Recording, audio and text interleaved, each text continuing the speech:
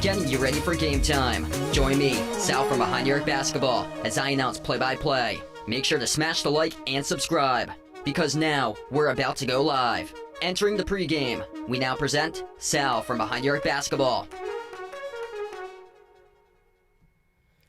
And welcome to Game 2 of the NBA Finals. What a start to this playoff series we got in the NBA Finals. The Indiana Pacers, they did not lead for the entire game until 0.3 seconds left to go. Tyrese Halliburton, absolutely him on Thursday night in Game 1. The game-winning bucket with a 111-110 victory for Indiana. The Pacers up 1-0 in the series. OKC tonight looking to bounce back, something that they have done all throughout the course of the season. They are 17-2 this season following a loss. Indiana looking to make it 2 straight in a row tonight. If you guys are new to the stream, smash the thumbs up, hit the like, hit the subscribe here. Happy Sunday, everybody. Pumped up for this Game 2 matchup. And man, oh man, what a series it has been so far. Despite 25 turnovers, the Pacers completed an absolutely insane 15-point comeback in the final 9.5 minutes left to go in the fourth quarter, came back and won. It's just crazy what they've done this postseason. It's their 8th win in clutch time in the postseason. They have an 8-1 record in clutch games this season for Indiana in the postseason. And Tyrese Halliburton, just absolutely him. 0.3 seconds left to go. Made the game-winning bucket. It's his 4th game-winning shot this postseason alone, his 5th of his career in the postseason for Halliburton. This team is just absolutely clutch for Indiana. 33 minutes of clutch time games in the postseason, just 2 turnovers by everybody on the team, Tyrese Halliburton and everybody else when it comes down to clutch time games. And Halliburton, 6 for 7 in the playoffs, game-tying or game-winning shots this playoffs, while SGA, MVP, 0 for 7 throughout the course of the season in clutch time. He had a chance to go up by 3, but he missed a jumper with under 20 seconds left to go. That opened the door for the game-winning shot by Halliburton for their only lead of the night. Welcome to everybody. Glad to have you guys back in. Ice Ice Baby, JJ, Rondo, Warren, Greg. Welcome on board, everybody, tonight for this one. Pacers are just 1 out of 3 teams in NBA Finals history to complete a fourth quarter comeback. Head coach Rick Carlisle, he's done it twice. Dallas Mavericks back in 2011 with Dirk, 95-93 win over the Heat for Rick Carlisle as head coach. So 2 out of 3 games, Carlisle has been the head coach that's completed a fourth quarter comeback. And this fourth quarter comeback was just absolutely crazy because it was the first time ever that a team in NBA Finals history that trailed by 9+ points in the final 3 minutes came back and won. Teams prior to that had a record of 0-182, and Indiana became the first team ever in NBA Finals history to do that as they trailed 108-99 with 2 minutes and 52 seconds left to go on Thursday night. Just absolutely insane game winner. Or so I usually don't post videos or so at the end of streams unless it's like a game winner, so that's like 1 out of the very few times in a blue moon that if we do have a game winner from time to time, I'll post it. And that one was just insane on Thursday night. SGA, big time game. He had 38, third most points ever in an NBA Finals debut behind AI for Allen Iverson back in 2001. He had 48 points.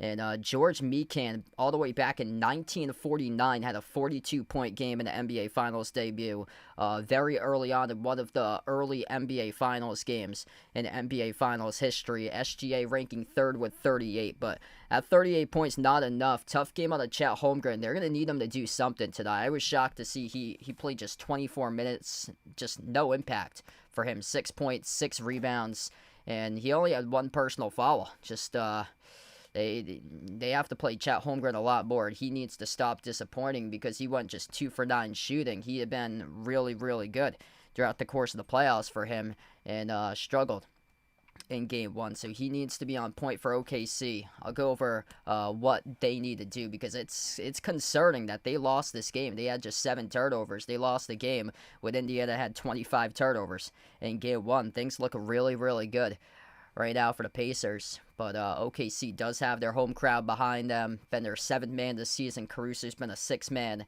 this year, and for the Thunder, you look at the numbers, you think that they should bounce back, but on the other side, Indiana just totally disrespected this entire playoff run.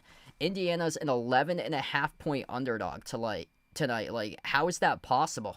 They just beat OKC in game 1, and they're even heftier underdog, which they were than game 1. They were a 9.5-point underdog in game 1. Tonight, they're an 11.5-point underdog. You can just never count out this Pacers team, because they rotate. They play 11 guys deep, and they come at you in waves. They got 6 guys averaging double figures on their team. They have just so much scoring depth on their team. They move the ball, pass the ball extremely well. They lead the playoffs, averaging around 29 assists per game for them. They got multiple guards that can pass, and they got playmakers all around. They got shooters all throughout the course of their lineup for them. So just totally disrespected by the media all throughout the course of this season, throughout the sports books as well. And once again, tonight, they're an 11.5-point underdog right now for a team that has 6 guys who can put the ball in buckets, average double figures. And they didn't even have a guy that went off during the last game. Pascal Siakam had 19 points. He led the way. He's capable of dropping 30. He had 3 30-piece games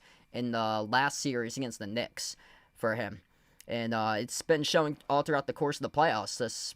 They keep on being undervalued, and they keep on coming through. The Pacers, a 12-5 record against the spread in the playoffs. That's a 70.6% coverage rate against the spread. That is first place out of all 16 teams in the playoffs. That is 9 percentage points higher than the number 2 team in the playoffs, the Denver Nuggets, at 61.5%. OKC, best team of the regular season at covering the spread, right in front of the Cavs, but in the postseason, they've struggled. Just 7-10 record covering games against the spread in the playoffs. That ranks number 11 out of 16 teams in the playoffs. So I'm stunned to see tonight that the Pacers are an 11.5-point underdog in this game coming in. I feel like it's going to be much closer than that. Tonight, OKC needs to win this game, or the series is not looking so hot for the Thunder after 2 games. The team that wins game 1 approximately wins 70% of the time in the NBA Finals. What's good? Michael on the street, welcome in. JD, welcome on board. Kenneth, Waldo, LD, David, glad to have you all back in tonight. If you're new in the stream, smash the thumbs up, hit the like, hit the subscribe. We're going to tip off in under 12 minutes from now. Hit us up in the chat who you guys like to win here tonight. Pacers or Thunder, game 2. ESPN, ABC, NBA Countdown panel, they're doing their predictions right now with Stephen A. They got the Thunder right now for their picks tonight. Yeah, the Thunder really need this one, or they're going to be toast in this series. And what a game it was in game 1. That was the first ever game in the finals decided by 1 point since game 5 of the Raptors-Warriors series back in 2019. The Raptors beat Golden State 106-105 back in 2019 in the finals. That was the first ever time that a game in the finals was decided by 1 point. A couple other key notes from that first game. Game 1 winner wins the series approximately 70% of the time. 54-23 record to win the championship for the team that has won game 1 in the NBA Finals. So the Pacers won game 1, 70% points in their direction to win it all. Try to backtrack to the previous champions. I think the last team that won a game 1 that lost was the Celtics in 2022. Yeah, they won game 1, and then Golden State won the series in 6. Because after that, Denver beat Miami game 1, and then last year Celtics beat Dallas game 1. So that trend, the game 1 winner, has gone on to win the playoffs 2 years in a row in 5. The Nuggets and the Heat and the Celtics and Mavs, each of those series in 5. And the last time we had a 6-game series, that was the year prior, 2022, where the Golden State Warriors knocked off the Celtics in the NBA Finals. But yeah, looking at what happened during the last game, I mean, it's stunning. Like, you turned over the basketball 25 times. At one point of the game, Indiana was midway to 40 for them. And they were always hanging in the game. 15 points ain't nothing for them when 9.5 minutes left to go, because they had 20 turnovers in the first half, 5 turnovers in the second half, and the Thunder could not put the ball in the bucket all game long. Just super inefficient for OKC. Both teams made the same amount of field goals, but Oklahoma City attempted 16 more shots than Indiana during the previous game. Both teams made 89 field goals, or 39 field goals, 39 for 82 for Indiana at 48%, 39 for 98 for OKC shooting at 40% during the last game. Just really, really inefficient, taking a lot of just tough shots. And what could come to haunt Oklahoma City? They get the top defense this season, but the inability to make a three, that can haunt them. We look back at like the previous champions who's won championships. Golden State in 22, Denver in 23 had the top offense and offensive efficiency that year. Celtics last year shot the three better than anybody else in the league. All three of those teams could shoot the three ball. And this year in the playoffs, Oklahoma City ranks 13th right now out of 16 teams in the playoffs, shooting under 34% from the perimeter. They got to get the three ball rocking, because Lou Dort himself just he can't save OKC himself. They need other players to get that three ball down. And J-Dub, tough game for him with his efficiency from the floor. Chet Holmgren had a lot of early threes in that series against Memphis. Really has been non-existent ever since with a three ball.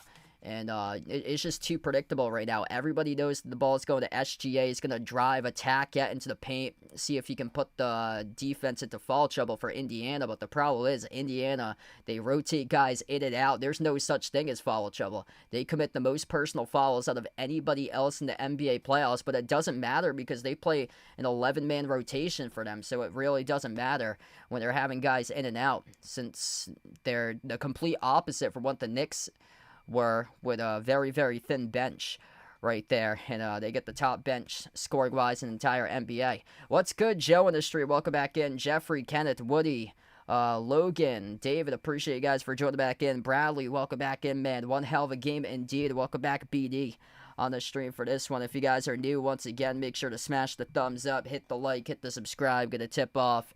And I believe under 8 minutes from now for this matchup here. And, yeah, just stunning. 25 turnovers by Indiana, and they won the game. Just 7 by OKC. OKC, I'm shocked by them, how they were just not there on the glass. Chet Holmgren needs to be playing over 30 minutes, because Mark Daigneault only played him 24, and he was in no foul trouble whatsoever. Just one personal foul. Tough game from the floor, 2 for 9 shooting. He had 6 points, 6 rebounds. That's it. I took him for a double-double during the last game. He needs to bounce back and have a key piece in this game if he's going to put OKC over the top and pick up a win here, because they got smashed on the glass, and it wasn't even close. 56-39 in rebounds in favor of Indiana. And Indiana had ranked at the very bottom of the NBA throughout the regular season. They were like 26th, 27th in the league, closing out the regular season in rebounds allowed to opponents for them. They had a -4 rebounding margin going into this matchup tonight, and they out-rebounded OKC in the glass 43-29 in defensive rebounds. It's going to be a big difference between assists in this series. That's one of the things the Pacers do so well. 6 assists each by Halliburton and Nembhard. McConnell with 4 assists off the bench. They just got 1, 2, 3 in a row for point guards. You got 3 guards that can play make the heck out of the basketball, led to assists being 24-13. They've done it throughout all the course of the playoffs, that they're moving the ball much better than any other team in the playoffs. They get guys who can make shots left and right from the floor. They provide scoring in bunches. They provide scoring in balance. They had 6 guys score double figures and pick up the win in a really, really scary offense they got. And then major X factor during the last game was Obi Toppin. Obi Toppin was fantastic. He had 17 points in 25 minutes off the bench. He drove 5 threes. He was a +13 on the floor. He was awesome. He was a huge X factor there. Wow, stay safe if you guys are out in the storms there. It looks like JJ and OKC right now is having quite a bit of storms. Yeah, I saw like West Texas was supposed to get like storms or so. It's supposed to go into Oklahoma. I'm from Massachusetts. I was out yesterday in New Hampshire. And it rained all day. So it rained basically all weekend in New Hampshire. We actually had some like severe like thunderstorm reports on Friday. That was happening like western New Hampshire, eastern Vermont. That area got crushed. Where we were is kind of towards like eastern New Hampshire, like east central New Hampshire, kind of towards not too far away from like western Maine or so. So yeah, it was downpouring all throughout the course of this weekend or so. It's been really rainy. I think we've got the last 12 out of 13 Saturdays in New England. It has rained. It's crazy. Like when I was doing the outdoor broadcast since March the 1st, it's rained every single week here since March the 1st in New England, besides March 8th. March 8th was the only day that was sunny. After that, it's rained every single Saturday. I know that because I had a game for water polo at Brown that day, and it was sunny that day. And then after that, it's rained, and I had a bunch of Saturday broadcasts for like softball and baseball that had to get postponed to Sunday this year in the month of April because it rained every single day.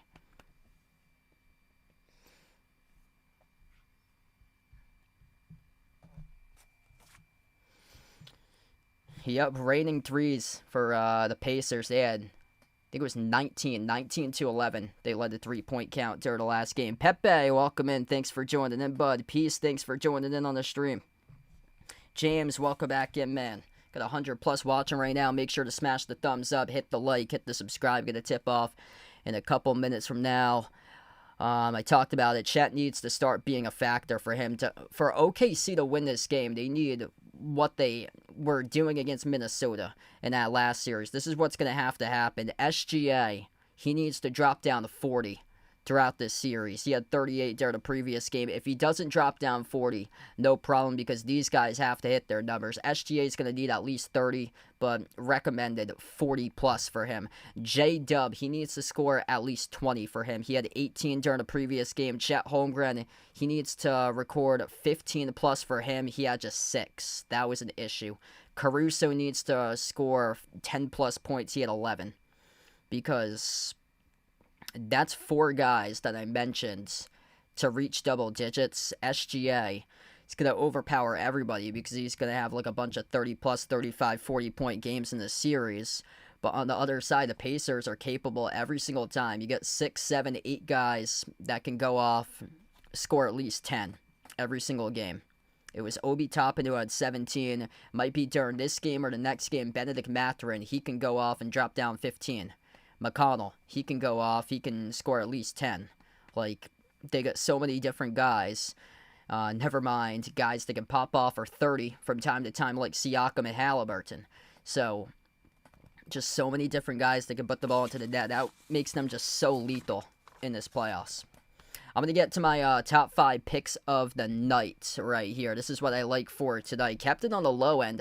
I really like the Pacers tonight to cover this 11.5 point spread as well. It didn't list that, but I really like that too. That is just total disrespect there by the sports books. But going on the low end for a lot of this stuff because it's been going over for guys in the low end totals, like Caruso over 8.5 for him tonight. He's averaging around 9 points per game in the playoffs. He scored 11 points in game 1, and he's hit that over mark in the last 10 out of 15 games in the playoffs for Alex Caruso. He's been a 6-man off the bench throughout the playoff run for OKC. On the other side, TJ McConnell, he's been a 6-man to get the Pacers around 9 or 10 points per game, and he keeps on doing it around 15 to 20 minutes or so. He had 9 points in 17 minutes in game 1, keeps on doing what he's doing for TJ McConnell, and once again, he's in the same boat as Caruso, averaging 9 points per game in the playoffs. He has scored at least 7 points in his last 10 out of 15 playoff games, just like Caruso. Those two guys, X factors off the bench throughout the playoff run. On the other side here, back to OKC, Isaiah Joe over 4.5 points. He had 5 points during the previous game for him, and he's going to be called upon for much more offense because the rotations are going to get longer for OKC, so he's going to get called upon in action tonight for Isaiah Joe, needing instant offense for OKC. Isaiah Hartenstein over 7.5 rebounds for him. He had 9 and 9 for points and rebounds in game number 1. Against faster tempo teams like Memphis and Denver, he averaged 9 rebounds per game against those two teams throughout the series. And then the other one is Lou Dort over 1.5 steals at plus odds. He had 4 steals in game 1. He's recorded at least 2 steals in his last 6 out of 7 games for Lou Dort. And that number tonight's at 1.5 on the over. Here we go. This is what we got for starters tonight for this one. Pacers, Tyrese Haliburton, Andrew Nembhard, Aaron Nesmith, Pascal Siakam, and Miles Turner going up against the Thunder starting lineup of Shai Gilgeous-Alexander, Cason Wallace, Lou Dort, Jalen Williams, and Chet Holmgren as we're underway. OKC controls the opening tip. Right to left on the floor for the Thunders. They go inside. Cason Wallace soars up to the rim, and he scores up and in with a left-hand layup. Good for 2 for OKC to begin this game. Haliburton opening possession for the Pacers. Crossover, dribbles up, slides it off to the right wing. Siakam takes a 3, and he nails it from downtown. It's good by Pascal Siakam. Rapid-fire start for the Pacers just like that. Second possession tonight, J-Dub at the right wing perimeter. Slides it off to Holmgren. Holmgren up fake. Off the dribble, gets right past Nesmith. Double team, goes up, floats up the shot. No good. Offensive rebound. Chet floats it up. Back up and through. It is good for 2 by Chet Holmgren. Positive sign right there for the Thunder, seeing Chet Holmgren get on the board in the early going with 2 points and 1 rebound so far. Haliburton, kick out, quarter. Nesmith on a 3, no good. Missed at the corner. Loose ball, rebound, tracked down by J-Dub for OKC. Crossing midcourt, Jalen Williams drives, attacks the paint. Kick out, quarter, 3. Lou Dort spots up. Missed off the mark, no good. A rebound secured by Siakam. Nembhard, opening minute up the floor, finds Siakam. Siakam with a made 3 in the early going. Back to Nembhard.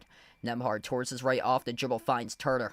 Turner around the perimeter, back into the hands of Nembhard. 8 and a timer off the Turner screen. Nembhard, jumper, deep 2J, connects on it. It is good as the Pacers take the lead. 5-4 Indiana. Back and forth we go in an excellent game 2 to begin here tonight. Wallace, bounce pass outside. J-Dub into the hands of Chet. Chet, spin cycle. Dump off Shai. Kick out, quarter. Open 3. Cason Wallace, no good. Missed it off the mark. In and out of the hands of Chet as it sails out of bounds. It'll go back to the Pacers. I talked about in the pregame, this could be the trouble spot of the series as we look at recent NBA past champions, Golden State, Denver, and Boston. All 3 of those teams that recently won the championship in 22, 23, and 24 all shot the 3 ball really well. This Oklahoma City squad ranked 13th in perimeter shooting, around 33% for the perimeter in the playoffs. And that's their Achilles heels, the inability to make a 3 so far to begin this game, 0 for 2 from the perimeter. Inbound goes over to Turner in the backcourt, tips it off to Nesmith. Now, they did not need to do that. Turner tried to tip it over to Nesmith. Either way, it's an inbound. Wouldn't have been a backcourt violation. Nembhard, jumper, deep 2, left it off the rim. Short rebound secured by Dort. Thunder down by 1 with possession. SGA towards his left around the perimeter. Dribbles up now, free throw circle. Outside to Lou Dort. Launches a 3 from deep range, and he cashes it in. 7-5. Lou Dort able to dial 1 up for the perimeter.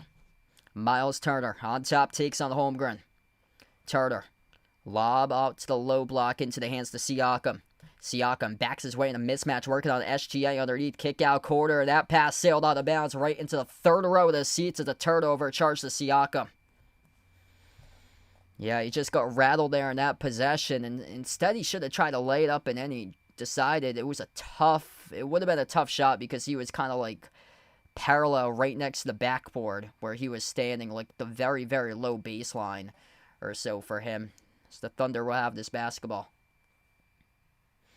Well, that's good. We got Cade back on the street. Welcome in, bud. Back and forth we go here. The first 3 minutes of action. At the elbow, it is Jalen Williams. Williams circles around, dribbles, attacks inside the paint, lost control of the basketball, turns it over. Siakam with a steal. Up the floor, it goes to Nembhard. Nembhard slows it down across the floor. Nesmith up fake of the left wing into the hands to Haliburton. Haliburton towards his right around the perimeter. Outside finds Nembhard. 10 in the timer. Nembhard dribbles up to the corner. Right baseline dribble. Nembhard kick out left corner. Missed the mark on the pass though. A Thunder defender deflected it out of bounds. So off the Thunder last, it'll stay Pacers ball with 6 in the shot clock. AJ, welcome in. Thanks for joining in. Pacers looking for the inbound here. Nembhard finds Turner around the perimeter. Turner gives it off to Siakam. 3 to timer. Siakam launches a contested jumper. Skipped around the rim and out. Hit the top of the backboard out of bounds. Yeah, really tough shot right there by Siakam. Couldn't really do much with it because the shot clock timer is going all the way down. 7-5 as the Thunder have possession right back. SGA dribbles up, drives downhill, jumper, 10-footer, drills the 2. 9-5 for Oklahoma City. SGA first 2 of the game today. Halliburton pass midcourt. Tyrese fires a bullet right corner into the hands to Siakam. Right baseline dribble, tiptoes the baseline off the Turner. Jumper deep 2, cash it in. Cha-ching! Open up the bank right there. Off the glass and in for Miles Turner. 4 minutes through of action, 8 minutes left to go in the opening quarters. We go back and forth in a highly entertaining start in this game. Quarter 3 by SGA. Swash! That is good from the perimeter. Heating up right now for Shea Gilgeous-Alexander. 5-point lead for the Thunder. Pacers with possession. Halliburton drives. Kick out. Quarter 3. Andrew Nembhard right down the shoot. Buries the triple. Back and forth we go here. 7.5 left to go in the first. J-Dub dribbles up, drives downhill to the cup, blocked by Halliburton. Halliburton comes out with a basketball up the floor, finds Siakam. Siakam attacks on Chet, and blocked to the rim by Chet Holmgren, and Siakam goes down. 5-4 for the Thunder. Case and Wallace finds Chet. Chet attacks inside the paint, lost the handle of the basketball. Big U by Chet Holmgren, and he turned it over out of bounds. You had a 5-on-4 for Oklahoma City, and Chet Holmgren, just a comedic error right there, like a hot tamale, bobbles the basketball out of bounds. Halliburton takes the 3 off the mark, no good. Tipped up to Jalen Williams for the defensive rebound. Up the floor, SGA attacks the paint, lost it, turned it over. OKC with turnover issues here to begin game 2. Halliburton circles around. Halliburton at the top of the key. Hallie slides it off to his right. Nembhard takes on Case and Wallace. Nembhard dribbles up free throw circle. Nembhard up fake, bumps into contact, and he gets fouled. 2 free throws coming up once we come back from the timeouts.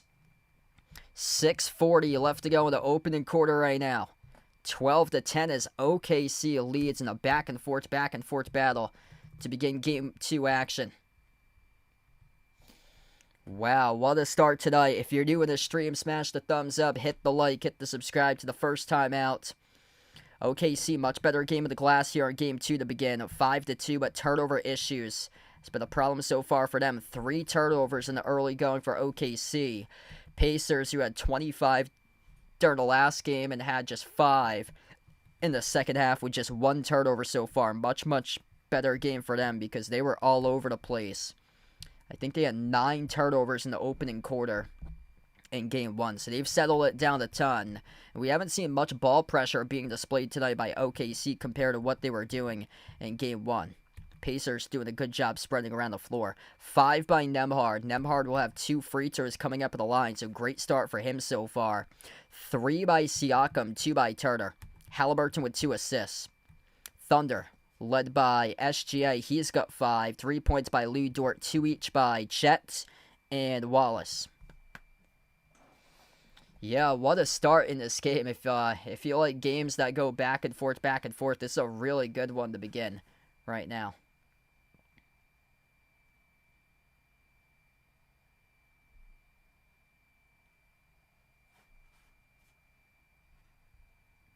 We got 200 plus watching. If you're doing the stream, smash the thumbs up, hit the like, hit the subscribe. Appreciate everybody for being a part here to stream. I went a little bit fast in the pregame, so just going to put up, once again, what my top 5 picks of the night were in case you missed it in the pregame. So this is what I had tonight. Going on the low end for a lot of points because I thought SGA's 34.5 points for the over-under was like a lot tonight or so. I took them during the last game to hit over 33.5. But tonight, I've got a lot of the players in the low end for points. Caruso off the bench over 8.5 points. McConnell over 6.5 points. Isaiah Joe off the bench over 4.5 points. Hardenstein, who's coming off the bench, over 7.5 rebounds. And Lou Dort with over 1.5 steals for him tonight. Jason with a dono. Let's get that dono hype for Jason. Really appreciate it, brother.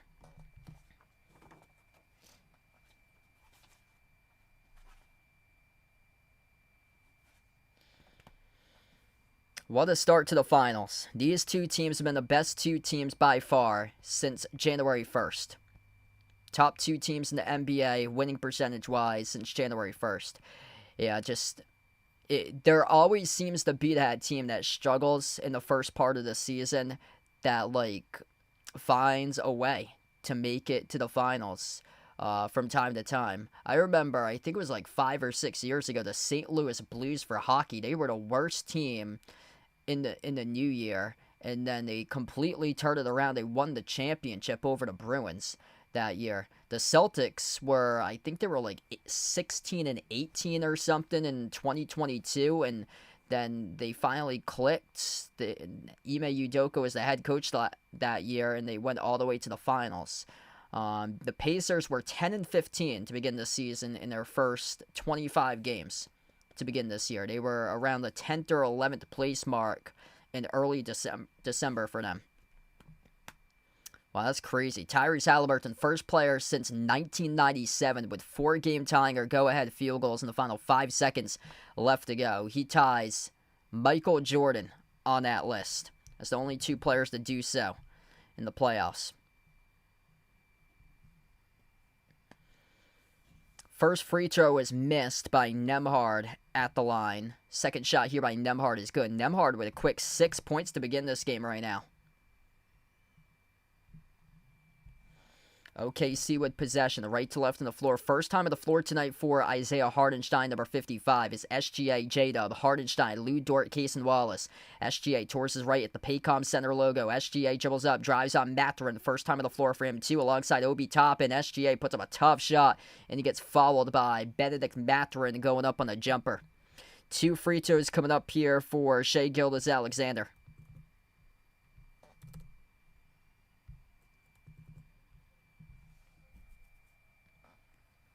38 points, third most ever in NBA history in an NBA Finals debut. That's behind 48 by Allen Iverson back in 2001 for AI. And one other player on that list alongside, all the way back in 1948, had 42. Second shot was missed. First shot was good at the line for SGA, so he split the free throws. 13-11, Indiana back with possession. Top of the key, Nembhard slides it off to Haliburton. Haliburton, Nembhard, Toppin, who had 17 off the bench in Game 1. And Miles Turner and Benedict Mathurin, the 5 on the floor. Haliburton gets it away off the Turner, pops up for the 3. Top of the key, no good. Offensive rebound control by Nembhard. Outside Mathurin flicks it out to the left wing. Into the hands to Haliburton. Haliburton bumped into and fouled along the perimeter. It is charged to Lou Dort on the personal foul. Keeping Lou Dort out of foul trouble, that's going to be a key in this series for OKC. There was that game against Minnesota where Minnesota started make a comeback. They lost that game 128-126. Lou Dort picked up his 4th personal foul, went on the bench for quite a bit of time, and then Minnesota got on a 9-zip run when he took a seat on the bench. During the last game, Pacers, once Dort got on the bench, they started to make a run for themselves. Mathurin turned it over, coughed it up as the Thunder collect the steal with J-Dub.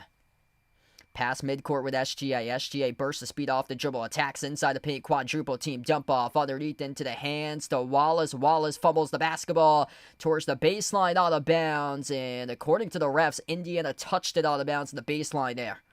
So it will stay Thunder ball.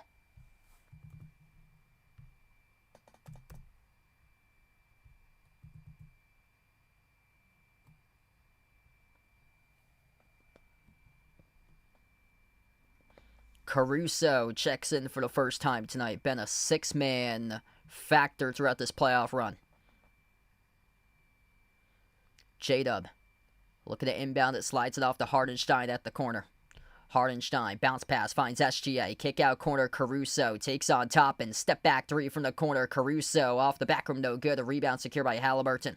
Haliburton out of the pack, moves along off to Mathurin, into the hands to Hallie, 32-footer off the mark, no good. A rebound secured by Shai. Yeah, not the shot right there for Halliburton. It was at the edge of the midcourt logo. SGA weaves his way down low to the rim. Couple up fakes here. He's double teamed inside the key. Bounce pass behind his back. Hardenstein sets up Caruso. Fall away three. He drills it. Largest lead of the game for the Thunder, up 16-11. Caruso providing a spark off the bench. First 3 points for him today. Lob down low. Toppin collided into and gets fouled. He was triple teamed inside the key off the entry pass. And they're going to roll that. I believe that's going to be charged to Hardenstein out in front. They had 3 defenders roped all over him off the roll down for Obi Toppin. That's going to be on Lou Dort, actually. So Hardenstein was in front. Dort was on the side. So they got Dort on the reach and foul off the entry pass. Halliburton dribbles up. Kick out. Quarter off to Mathurin. Rise and fire on a 3. Right down the shoot. He cans it. That's a humongous 3 there by Benedict Mathurin.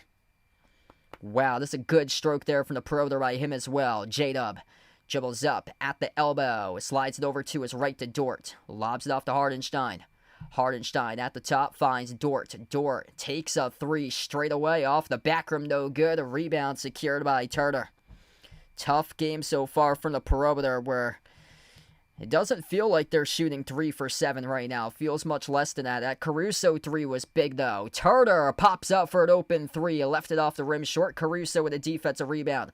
16-14. Caruso out to the races. Dribbles, attacks the paint. Stripped to the bounds off of Turner. Miles Turner trying to plead his case. He thought it was out of bounds off Caruso last. This is going to stay Thunder ball. What's good, Isaiah? Thanks for joining in, bud. Hope all is going well, man. That's a huge 3. They're showing the replay. And the Benedict Mathurin 3. It was contested at the corner by SGA, and he stuck it. Caruso underneath his hoop, the inbound passer. Sends it off to Isaiah Joe. First time on the floor for him today. Hardenstein dribbles up. Bouncing bodies inside the key. Hardenstein over Thomas Bryant. Goes up, gets fouled. 2 free throws coming up at the line for Hardenstein. Yeah, this game's really slowed down right now. We're seeing both of these defenses start to take over currently. We had a lot of back and forth action, a lot of good shot making in the early going, but right now it's starting to become more of a defensive stylistic game. 2 shots here by Hardenstein at the line. The first one's good. If you're doing the stream, smash the thumbs up, hit the like, hit the subscribe. Glad to have you guys back in. We got 400 plus right now. You guys are real legends, MVPs out on the stream. Pacers leading the poll by a lot, 64-36. Make sure to vote in that poll if you haven't already done so. Tavon, welcome in. Tyler, thanks for joining in, bud. Second shot by Hardenstein. Off the back rim, no good. McConnell secures the defensive rebound. TJ McConnell, first time on the floor, fires it off to Mathurin. Mathurin at the wing, out on top to Halliburton. Halliburton, McConnell, Mathurin, Toppin, and Bryant. The 5 of the floor. Obi Toppin, quarter 3. He drills it. Obi Toppin keeps on producing throughout the finals. 17-17. SGA drives, attacks, runner inside the key around the rim and out, tipped by Hardenstein to Bryant for the Pacers with a defensive rebound. Halliburton looks to run with it up the floor, finds McConnell around the perimeter. McConnell has been a problem for the Thunder to contain. Toppin, soared up for the layup, deflected out of bounds off of Chet Holmgren. Huge swat right there to the front row of the seats by Chet. Man, Chet Holmgren there. It's a big defensive stop. Blocked it right out of bounds to the corner. Looked like Obi Toppin was going to go in for an easy layup with a scoop in the score with a left-hand finish, and then Chet Holmgren out of nowhere came up with that block. We head to the timeout. 17-17 starting off game 2. Tied up with 3:12 in the first.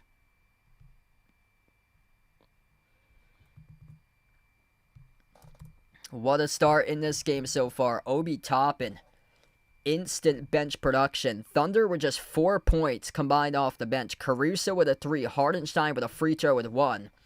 6-4 bench points in favor of the Pacers. Toppin with a 3. Mathurin with a 3. And both of those threes were from the corner.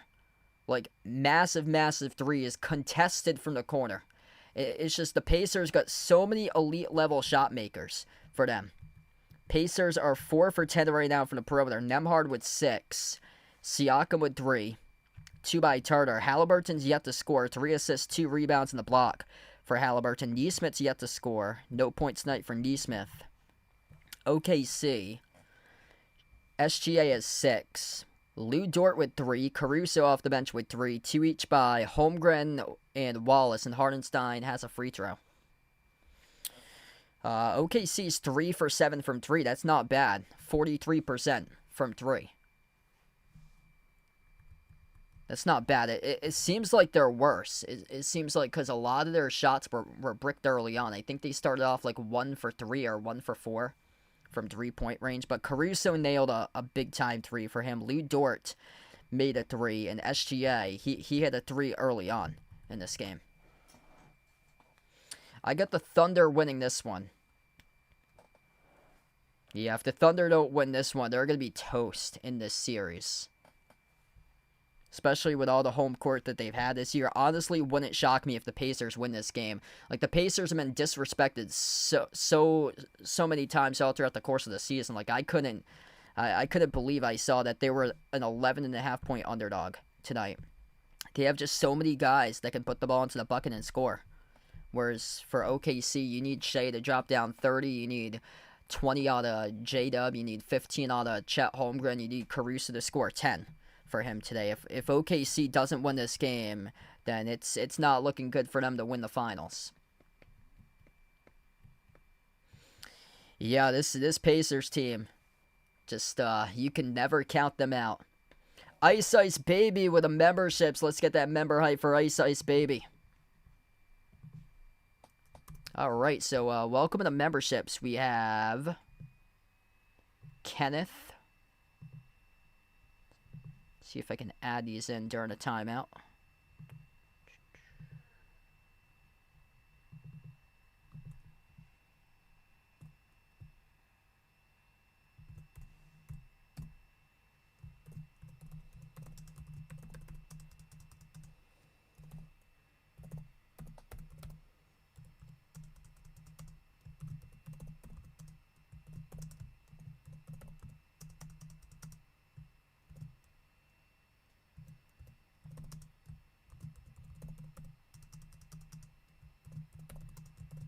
Hey, there we go. This guy in the membership. He's been on the channel for quite a bit of time. We're going to get back to action right now. The membership has grown to over 30-plus people right now. Big shout out there to Ice Ice Baby. Really appreciate it from Ice Ice Baby for the gift for the memberships. We got Kenneth, Bill, Carlos, Geary, and this guy. 5 new members on the channel as we come back to action. 17-17 right now, approaching 3 minutes left to go in the opening quarter. Isaiah Joe with a 3, skipped around the rim and out, and the rebound gets hauled in for the Pacers here. McConnell up the floor, guarded by Caruso at the right wing.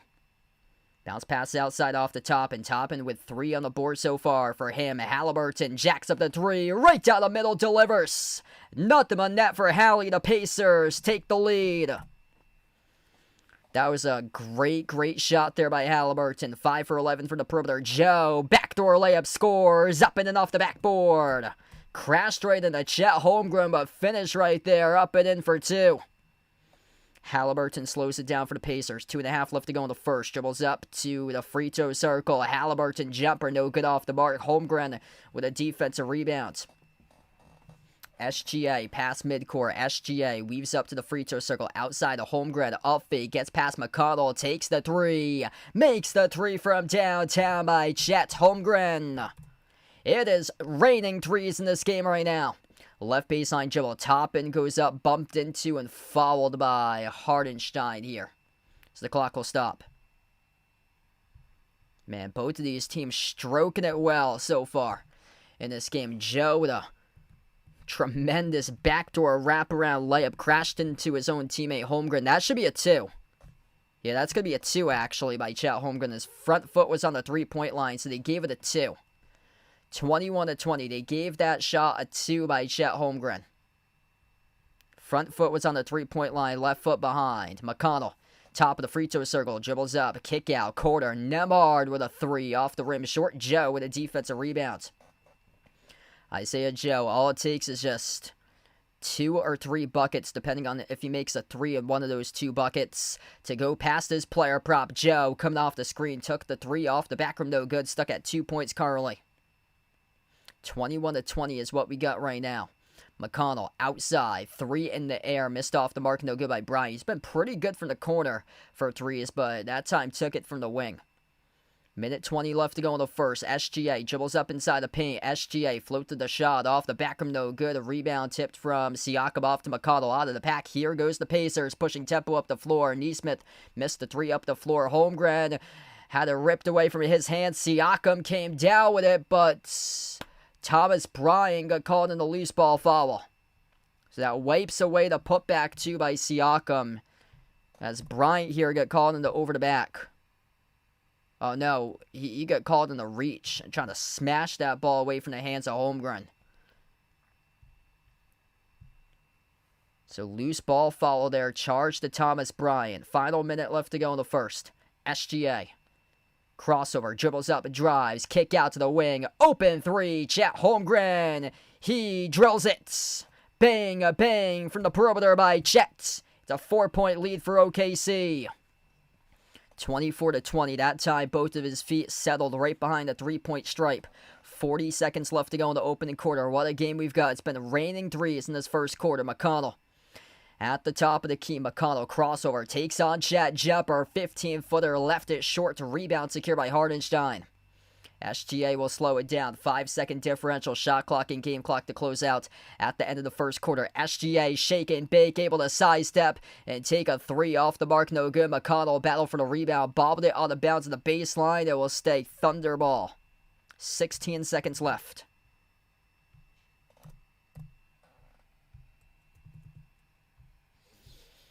Chet Holmgren bouncing back right now. 7 points for him today in 8 minutes.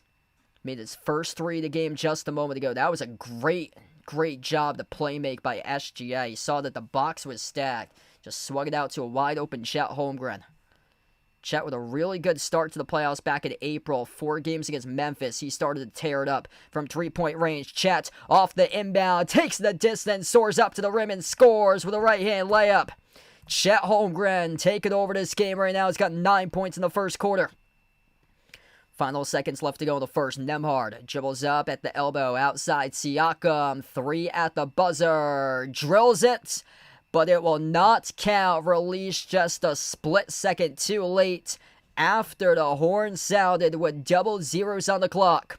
26-20 at the end of the first quarter. Chet Holmgren.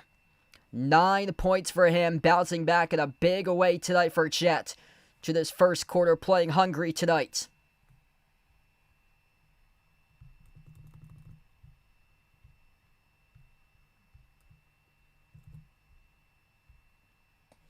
Wow, what a start to this game here. If you guys are new in the stream, smash the thumbs up, hit the like, hit the subscribe. Chet Holmgren, 9 points, 9 minutes. Really helps out if he could get 15 plus to have his team win tonight. In order for OKC to win this game, they need SGA to drop down 30, J-Dub for 20, Chet with 15, Caruso with 10, and Holmgren, great start for him so far. Big bounce back game. That's what we've seen from a lot of these guys throughout the playoffs, is that they bounce back. They're after a dud in their first game, they respond and they bounce back in game 2, and Chet's done it tonight.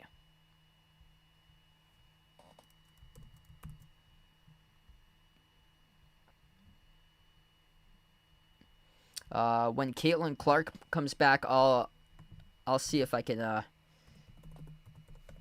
get that timeline there for you. What's good, 636 Tay? Welcome in. Thanks for joining in. Caitlin Clark could return as early as next week, it looks like. This is according to ESPN 3 days ago. They posted this article. She's going to miss. So she missed yesterday, but she could come back next week. I'd have to see the schedule. Could be as early as Tuesday, which is not tomorrow, but the day after. So Caitlin Clark could come back on Tuesday, when she takes in Atlanta. If not, the next game after that, good amount of time before that, they'll take on New York Liberty on Saturday, June 14th. So if she can't go this coming Tuesday after that, they got quite a bit of time off between Tuesday and Saturday for the next game. So they only got 2 games this week. Wow, from Japan, welcome in. We got Brian from Japan. Thanks for joining in.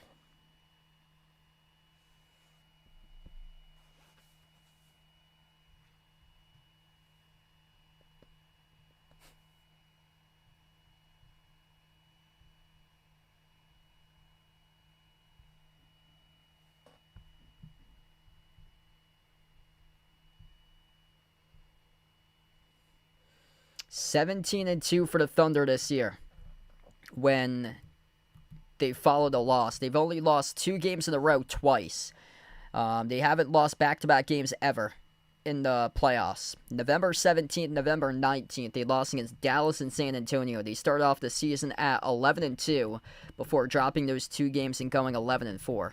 And then late on in the season, when they already secured a 1 seed, they had a 64-12 record. Early April, they lost back-to-back games against 2 teams that were playing for playoff seeding. They lost against Houston, who was playing for a 2 seed at the time. Lost to Houston on April 4th. Lost against the Lakers, who were playing for the 3 seed. The game after at April 6th. So April 4th to April 6th, they lost 2 games in a row. Only did that twice throughout the regular season. 17 times they bounced back following a loss. As we start off now with the second quarter. Nembhard, a jumper at the wing, missed off the mark, no good. Hardenstein secures the defensive rebound. Hardenstein is on the floor with J-Dub, Cason Wallace, Aaron Wiggins, and Caruso. SGA on the bench to begin quarter number 2. Torpedo off the spin move, right to the rim, it's good. Up and over the right hand layup by Wiggins. Largest lead of the game by the Thunder. That was a nice spin move right there. Torpedoing right to the hoop by Wiggins. Siakam takes on the Wiggins. Bouncing bodies to the elbow. Outside to the top off to Nembhard. Nembhard takes on Caruso 101. 6 in the timer. Nembhard gets around the screen set by Turner. Fires a bullet out to the right corner. McConnell launches a 3. TJ McConnell buries it. Big shot there from the corner by TJ. It's a 5-point game. 11 minutes left to go before halftime. J-Dub dribbles. J-Dub drives right down the lane inside. J-Dub got it a go and 1. Coming up in the free throw line. Absorbed the contact over the top of McConnell. And he'll get a free throw coming up here for Jalen Williams. Wow. McConnell tried to take the charge. Yeah, he was moving his feet just slightly. And J-Dub settled over the top of McConnell and laid it up and in the and 1. The free throw is good. 31-23 OKC. Providing impact scoring-wise with SGA right now on the bench. McConnell slides it on top off the Turner. McConnell, Turner, Mathurin, Nembhard, and Siakam, the 5 in the court. Halliburton right now on the bench. Mathurin rises for the jumper, deep 2, off the back rim, no good. A rebound secured by Wallace up the floor. J-Dub finds Caruso attacking the paint. Caruso blew the layup and out of bounds. Or no, they're going to call it a goaltend. They'll call it a goaltend. Clear bucket right there for Caruso. So there was a swat from behind. Yeah. Yep, swat from behind by Siakam there. Yep, swatted off the glass by Siakam. That's a goaltend. 33-23, 10-point lead now for OKC. Caruso, credit with a 2. Caruso, good start for him off the bench. He's got 5. Here's a steal by OKC by Caruso. Caruso floats to the shot. Got it to go for Caruso. And 1 coming up at the free throw line here for Caruso if they count it. Haven't put anything yet on the board off the Euro step here. Nembhard, did he take the charge? All the fans were celebrating. They thought it was an and 1. Score has stalled here at 33-23. I believe that. Yeah, this has been ruled a charge. A charge taken by Nembhard. So offensive foul charge to Caruso. All the fans were cheering. They thought it was an and 1 off the Euro step, but no. Off the inbounds, the Pacers score right back, and that is good for 2. Well, that's a huge swing of the game right there. 33-25 and intercepted off the entry pass. McConnell picks off the pass by Hardenstein. They take it a distance. McConnell down low, scores up and through with a layup. 33-27. That's a big swing. 4-zip run right now.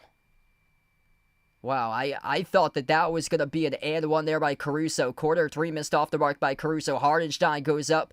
So he tried to put it up and in for an offensive rebound. No good. Tapped off the rim by J-Dub. Tipped over to the corner to the hands to Nembhard right now. Nembhard spin cycle. Lost control of the basketball. Got it back though past midcourt. Maturin cross court finds McConnell. McConnell been hot recently. Launches a three.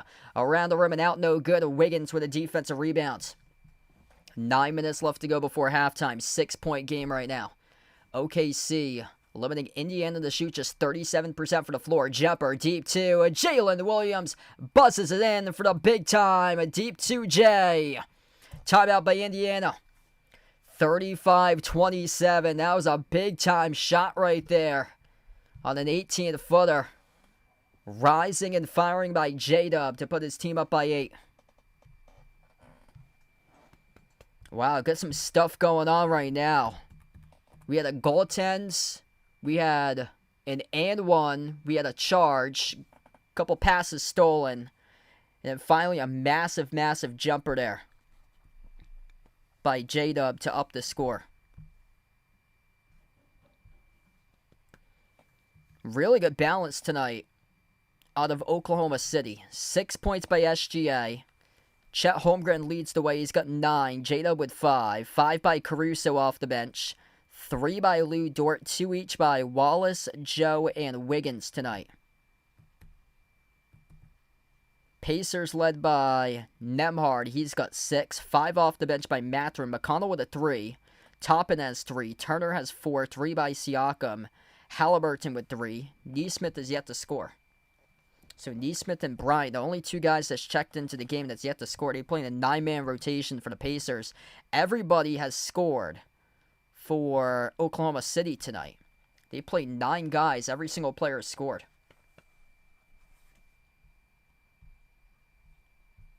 Much better game of the glass for OKC. Like, you could see that they're playing hungry tonight, and they want it. 16-12 rebounds in favor of OKC. 16-4 points in the paints.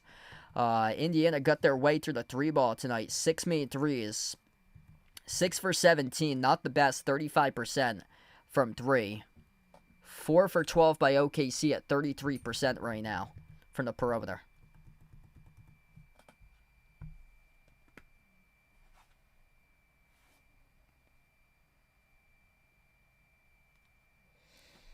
Yeah, this has been a really good game so far.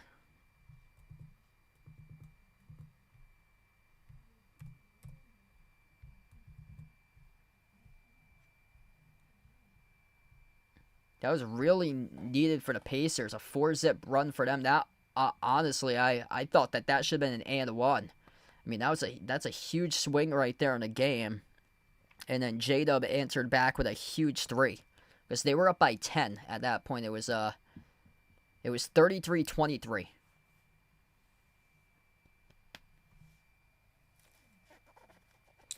Came in, welcome in. He's liking Halliburton again. Last minute comeback. Yeah, still got a long way left to go. Anything could happen. Yup, OKC needs this one, or it's going to be tough to win this series. Their home crowd has just rallied right behind them all throughout the course of the season. 35-6 at home in regular season games, and then in the playoffs, their home court just took over in this playoffs. I think they're 8-2 in home games in the playoffs. So yeah, this is definitely a must-win game for OKC.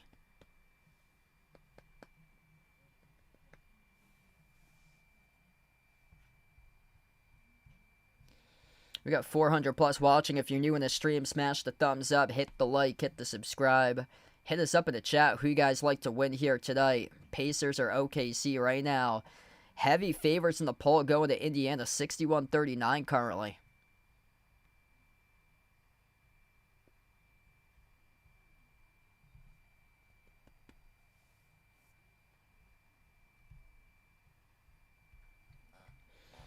OKC needs to get production out of their big three tonight. SGA to drop 30, J-Dub to drop 20, Chet needs 15 plus. Chet's got 9 right now. Really solid start for him. Caruso needs 10 plus in this game. Siakam guarded by Chet. As we get back to action, Siakam jumper deep 2, off the mark, no good. J-Dub with a defensive rebound up the floor finds Chet. They've played pretty well defensively so far, limiting Indiana to shoot 37% from the floor. J-Dub blocked to the rim by Siakam. McConnell up the floor finds Toppin. Cross-court pass to Mathurin. Back dribbles out to the left corner. Mathurin crossover takes on Holmgren one-on-one. Mathurin dribbles, drives on the Holmgren, kick out quarter, top it up fake, top it, open 3, off the mark, no good. Holmgren rips away the defensive rebound. 8 minutes left to go before halftime. OKC's defense right now starting to take over this game. Chet bobbled it around the perimeter. Chet had a lot of space right there. Nembhard should have just closed out and defended Chet. Instead, leads to an open 3 by Wiggins, and he sticks it. That's a humongous 3 right there by Aaron Wiggins. 11-point lead for OKC. Pacers attack the paint. Mathurin no good over the cylinder. Looking to push it off the outlet pass by Holmgren. Held up was J-Dub, and J-Dub got fouled. 2 free throws coming up here at the free throw line for Jalen Williams. This is looking like the OKC team we saw throughout the course of the season. Starting to force a lot of tough misses as McConnell is the one who held up J-Dub. Got called in the shooting foul. Yeah, Chet Holmgren should have had a body right on top of him. For some reason, Siakam didn't want to dive out that loose ball and defend Holmgren. Holmgren, he was on the floor with a basketball, and then he found a wide-open Wiggins who drilled the 3. That's a no-no there for Indiana. You got to get a body in hands right in the face of Chet Holmgren since he's on the floor and try to deflect that pass. He's got no space. He should have no space to operate when you're down on the floor like that, and they left him a ton of space when he's down on the floor. First thing you see when a player's down on the floor, he can't dribble the basketball, just go after it, crowd the space, and then come up with a deflection which will lead to a steal. Both of the free throws are good at the line for J-Dub. Largest lead of the game, up by 13 here for the Thunder. 40-27. Pacers right now in trouble, but still a lot of game left to go. Anything could flip, just like the flip of a switch here for this Indiana team. Baseline dribble, top and backdoor layup, no good off the glass, a little bit too strong. A rebound secured by Kenrich Williams for OKC. First time on the floor for him tonight. Wiggins lob to Williams at the low block, circles around, dump off the double team. Chet Holmgren soars up and he throws it down with a 2-2 flush. Chet Holmgren taking over this game right now. 11 points for him tonight. Timeout on the floor taken by Indiana. 42-27. They brought the double at the low block. Working on Kenrich Williams, and Chet Holmgren was wide open as Ben Shepherd forgot his assignments. And Chet Holmgren wide open underneath the net, uncovered. Ben Shepherd at the last moment tried to realize that, but it was too little too late, and Chet dunked it right through. 15-point lead for the Thunder. This looks like the Thunder team that has an 80-win season right now this year. 80 total wins, regular season and playoffs combined. This is the Thunder team we know about. Chet Holmgren, bounce back for him, 11 points tonight in 11 minutes on 5 for 6 shooting from the floor. He has responded in a huge way. That's what this playoffs has been all about. Players that's had just terrible games have really been able to bounce back throughout this playoffs. A lot of key guys have had like a bad game here or there, and they've responded with a big game right back. Nobody has been able to take over for Indiana. Top scorer is 6 points when Nembhard. They're limited to shoot just 10 for 31 from the floor right now. That's not a good sign, because this play style is in the favor of Thunder right now. Thunder plus 7 on the glass, 20-13. You can see they want it tonight. 12-9 assists for a Thunder team that hadn't been playmaking during the first game. Just 9 total assists by the Pacers for them tonight. They've been known to have multiple guys rack up assists right now. 18-4 points in the paint. That's what the Thunder's known for. Scoring at will. Points in the paint. 52% shooting by OKC. Only 32% by Indiana right now. Still got a long way left to go, though. Hey, that's awesome. Good to hear, man, Jeffrey. Congrats there, bud. So, you picked up 2K25 Nintendo Switch. Good for you, man. Yeah, still a lot of time left to go. Anything could happen. But, right now, promising side for Oklahoma City if they want to bounce back. They're playing with confidence tonight. And Chet Holmgren, he came to play today, playing lights out right now.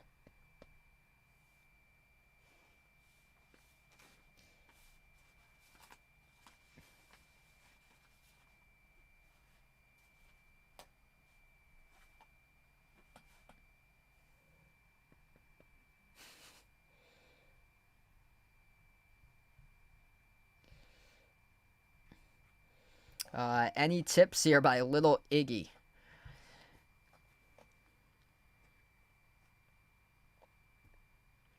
Well, if you do take her out to go have like lunch or dinner at a restaurant, make sure to pay the bill. So make sure to pay the bill and have her covered. So when you go on a date, she should never pay the bill. That should be on the man.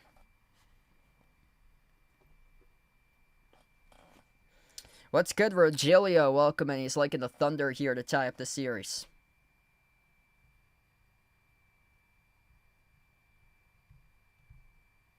My clock is actually running for like the last couple minutes, so I'm going to have to get it back in. We got 7 minutes left to go right now as we get back to action. Yeah, that was running during the timeout.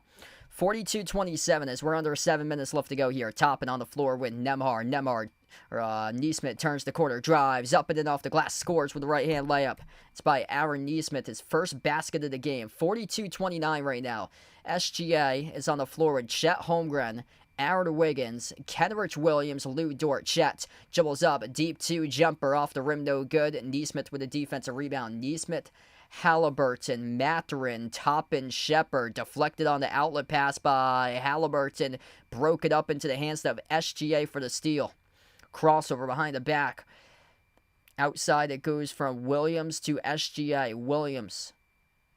Kenrich Williams that was. Over to SGA. SGA dribbles up, free throw circle, step back jumper, deep two, swash. Shea Gilgeous-Alexander makes it look easy right there for the deep two jumper. 15-point lead midway through the second quarter. Halliburton takes on Chet Holmgren around the perimeter, crossover, dribbles up to the elbow for Hallie. Bounce pass right corner, Shepard lost it in the corner, out of bounds. Turnover by the Pacers. That's now back-to-back turnovers on 2 straight possessions there by Indiana.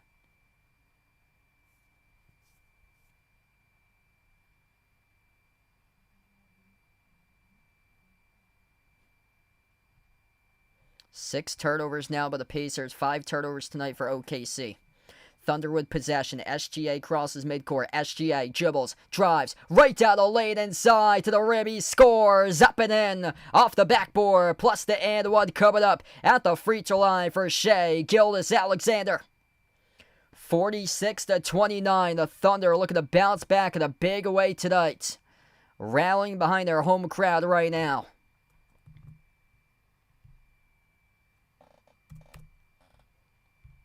SGA playing hungry for him. 4-zip individual run for the MVP. Pacers with 6 turnovers, just 29-point score, not playing their style tonight for a team that's averaging over 117 points per game in the playoffs. Free throw is good by SGA. 18-point lead now for the Thunder. This is the number 1 overall seed that we know in the bracket, playing like it right now tonight. 11 points by, 10 points by SGA. He's got 10, Chet's got 11. Halliburton around the perimeter, sends it off to Neesmith. Neesmith drives on Dort inside the key. Neesmith, tough shot over Dort off the back rim, no good. Hardenstein with a defensive rebound. Up the floor to Wiggins, past midcourt. Wiggins torses right around the perimeter. He's going to slow it down here for the Thunder. 15 on the timer. Wiggins, step back 3 over Halliburton, and he drills it. Bang, a bang by Aaron Wiggins. It's 50-29 for Oklahoma City. Thunder came to play today. Turner lobbed down low, swiped away, picked off, intercepted by Kenrich Williams off a triple team inside the key. 17-2 run by the Thunder. Here goes SGA. Dribbles, drives, attacks. Collided into by defenders. He got fouled. It's on Siakam, who picks up the reach and foul. 4:51 left to go before halftime. Bench points. Aaron Wiggins able to knock in a 3. He has got 8 points off the bench in 7 minutes tonight. Caruso with 5. 2 by Joe. 1 by Hardenstein with 4 rebounds and 2 assists off the bench. Bounce pass off to SGA. Attacks the paint. Double clutch backdoor. And he soars up and scores. Up and off the backboard. Good for 2 by Shea Gilgeous-Alexander. Timeout taken to the floor by the Pacers. 52-29. This is as part of a 19-2 run in the last 5 minutes by the Thunder.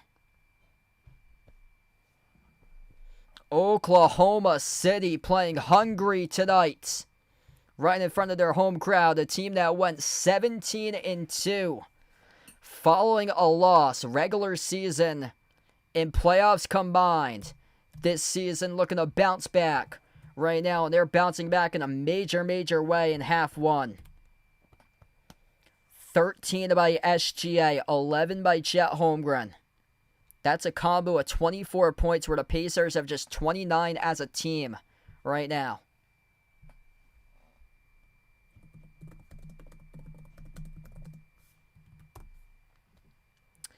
Yeah, good question. I just looked this up. So, looks like there's no relation between Aaron Wiggins and Andrew Wiggins. So, no relation between the two Wigginses.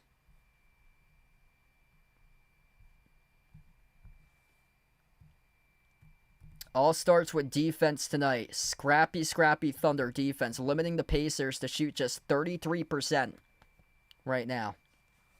56% shooting for the Thunder. The Thunder playing their style basketball, 22-6 points in the paint in favor of Oklahoma City, 21-14 in rebounds. Indiana's only gone to the free throw line once in this entire game. They're 1 for 2 on free throws. Thunder are 6 for 8. Back to action. Pacers in trouble, 52-29. That's never a good sign when one team's in the 50s, another team's in the 20s, and Halliburton around the perimeter. We get a turnover here. It is charged to the Pacers. And gaining no traction. It's an illegal screen charged to Miles Turner.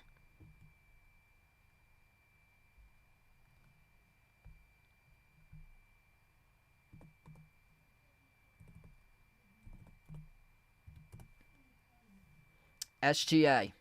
His pass deflected, intercepted by Nembhard. Nembhard out to the races. One player to beat. Nembhard scores the layup. 52-31, 4.5 minutes left to go.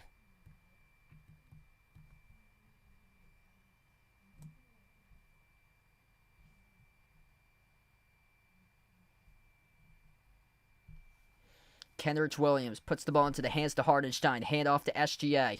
SGA at the top, crossover, takes on Siakam, step back jumper, deep 2, off the rim, no good, battle for the rebound, offensive rebound back to Kenrich Williams, Dort, Hardenstein, quarter, 3, Wiggins, off the rim, short, pinwheeled around, offensive rebound back to Kenrich Williams, again found Wiggins, drew behind his back to SGA, standing at the midcourt logo, that's a backcourt violation.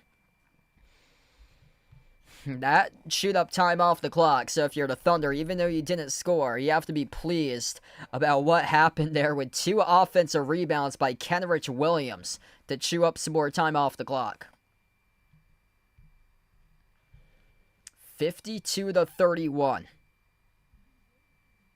Chet Holmgren been a force tonight as he checks right back into this game. It's Halliburton, Turner, Siakam, Nesmith, and Nembhard, the 5 on the floor for Indiana, going up against Chet Holmgren, J-Dub, Lou Dort, Caruso, and SGA. Siakam attacks the paint, soars up to the rim, and he scores up and off the backboard, plus the foul. And one coming up by Pascal Siakam. Sandwiched in between J-Dub and Holmgren. And got the foul call. That's on Jalen Williams, who picked up the shooting foul. Yeah, Jalen Williams with a swipe right there with the right hand extended.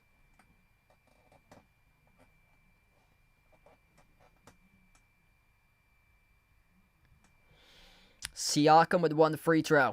That's good. 52-34.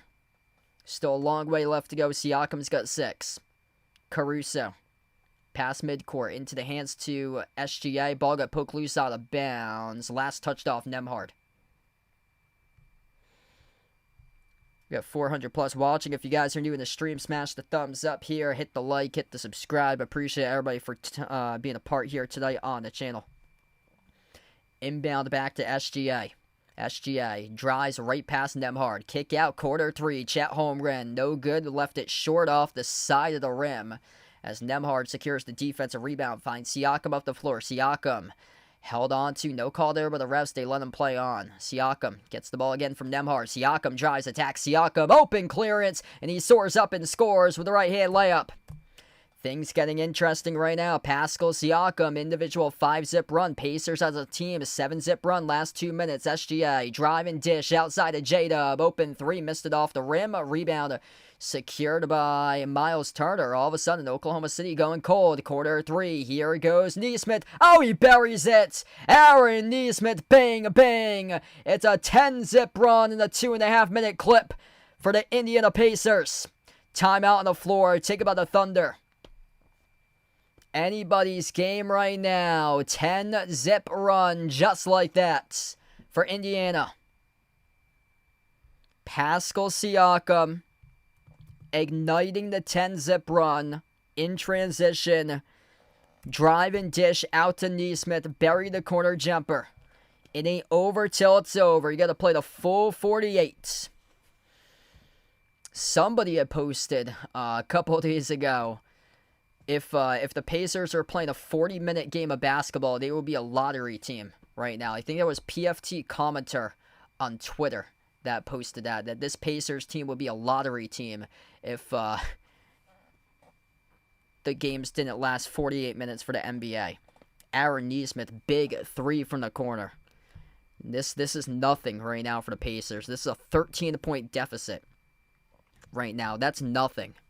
They came back from 16, beat the Knicks. They came back game 1 in this series down by 15 points. They trailed both of those times with 9.5 minutes left approximately by 16 and 15 in the fourth quarter. Came back and won. They're down by 13 with 2:40 left to go in the second. You can't count them out until the final buzzer sounds and the game is over. And it's been 48 minutes through and the score's not tied. Can't count them out. 52-39. 10-zip run in a 2.5-minute span. Yeah, exactly. This Pacers team, they just do not quit. 2:40 left to go before halftime. Thunder. Couple missed shots for them, allowing the Pacers to creep back in. SGA dribbles, drives, attacks inside the paint, right to the rim, soars up and he scores with a layup. Just too good for Shai Gilgeous-Alexander, getting downhill this entire game. Siakam tried to go downhill there, floated up a shot, hit the top of the glass. SGA comes out with a defensive rebound. Cross-court finds Wallace. Off to SGA. Push pass at the wing. Caruso with a rainbow. Swash!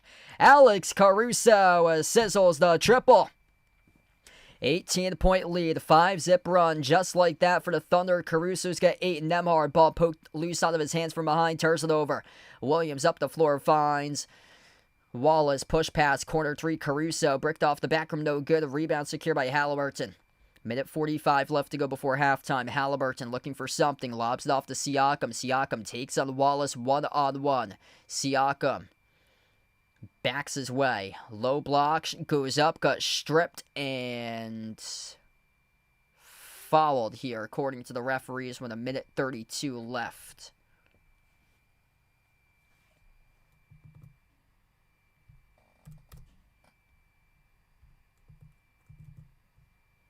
So 1:32 left to go here before half.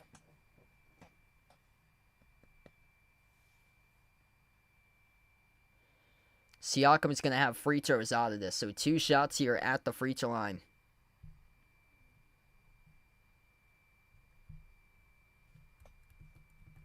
Yeah, big response right back for OKC. Major response to get this back to 18. 5-zip right back. First shot no good by Siakam.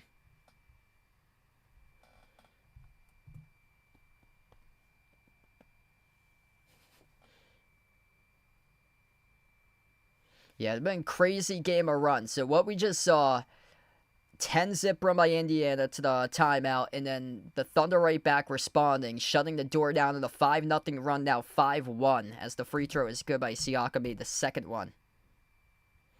57-40, minute and a half left to go. Siakam's got 9.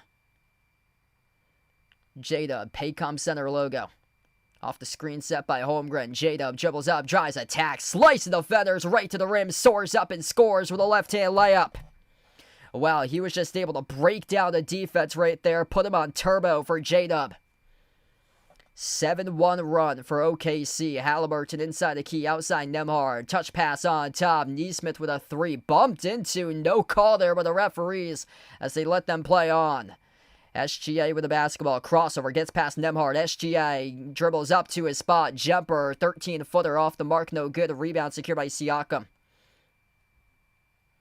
45 seconds left to go. Up by 19 for OKC. Pacers with a possession here. Siakam pressured at the edge of the midcourt logo by Caruso. Fires a fastball inside the key off to Nesmith. Blocked by SGA. Toppin and came away with a loose ball though in the corner.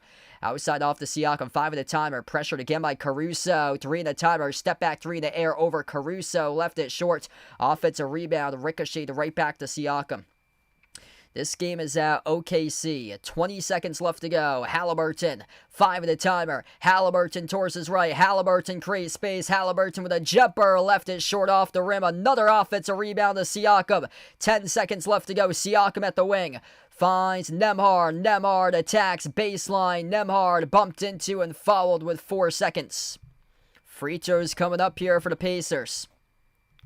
4.1 seconds left to go before halftime.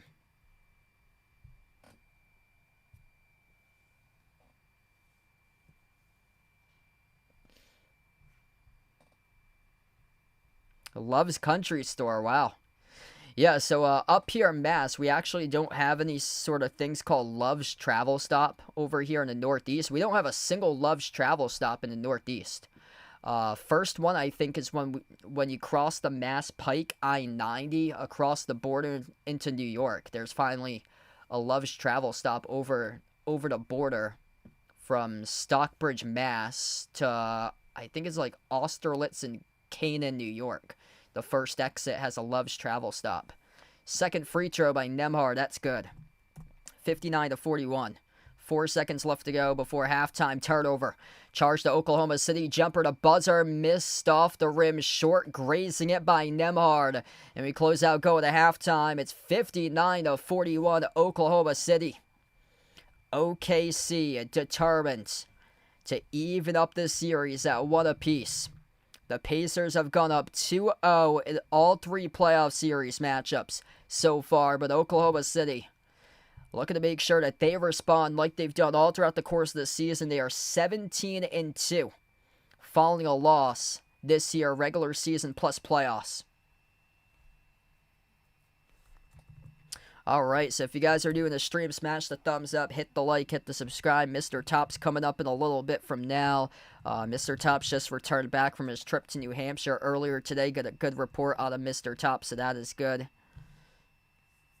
And yeah, shockingly, we don't have a single Love's travel stop where I am in New England. When I went to Ohio last summer, there was a bunch of travel stops like Ohio, Pennsylvania, New York. There was like it's interesting. New York's got some different types of convenience stores. Like upstate New York has Stewart's up there. Heading towards like Lake George, Lake Placid, they have Stewart shops. Heading towards the west, like towards Syracuse and Buffalo, they have stores called Apple Green. That's at like rest areas all over the place off the highway. Up where I am, it's basically dominated by Cumberland Farms. That's what we have, like Massachusetts, Rhode Island, Connecticut. I know New Hampshire and Maine have those as Cumberland Farms. I know Turkey Hill is pretty dominant in Pennsylvania, same as Wawa. I went to Pennsylvania like I think that was 3 years ago. There was a bunch of Wawas down there. That's something that we actually don't have in New England is Wawa. So we have Cumberland Farms as like the gas station convenience store. Cumbies is for short what we call it here.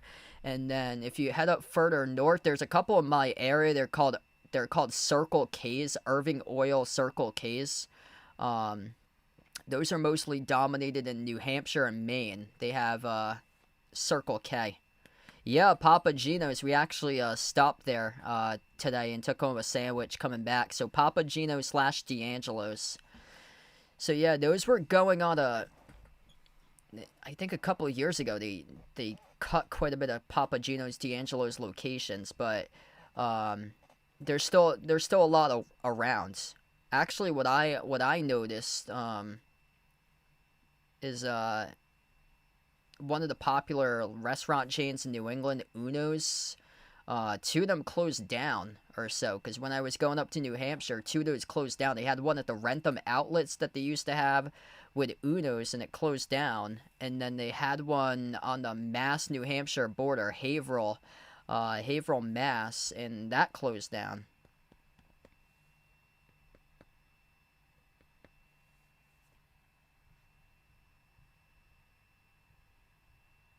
Wow. So Cumbies is down in South Florida. Wow.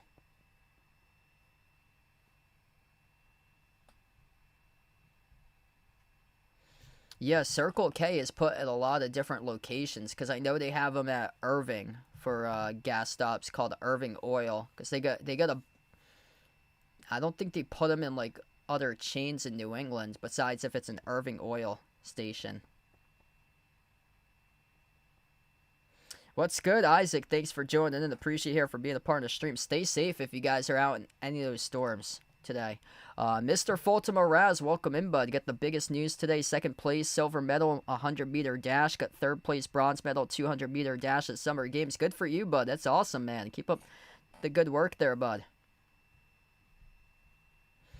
Yeah, gonna see if I can get the tortoise in just a moment. So, Mr. Tops coming on board, a matter of moments. Got a good report out of Mr. Tops. He was good tortoise during the trip. So, gonna get back here with Mr. Tops in just a moment.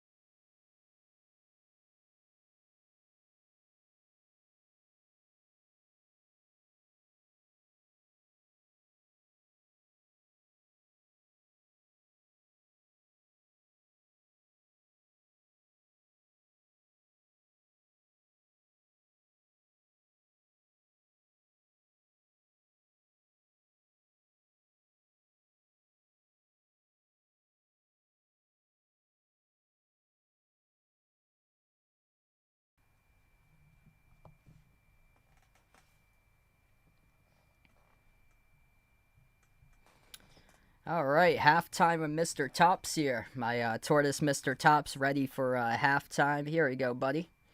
My tortoise, Mr. Tops. How you doing today, buddy? Oh, he's wet. I think he recently took a shower for Mr. Tops, so he's pretty good in the shower. He likes bats, likes warm showers, and he does a good job. So Mr. Tops only got his back feet moving. He's got his front feet now. Yeah. Mr. Tops told me at the end of the last game he actually picked the Pacers. He's not as fast. So I'm guessing you want the Thunder for this one, buddy. Yeah, he's not that fast. Yep. He's bobbing his head up and down.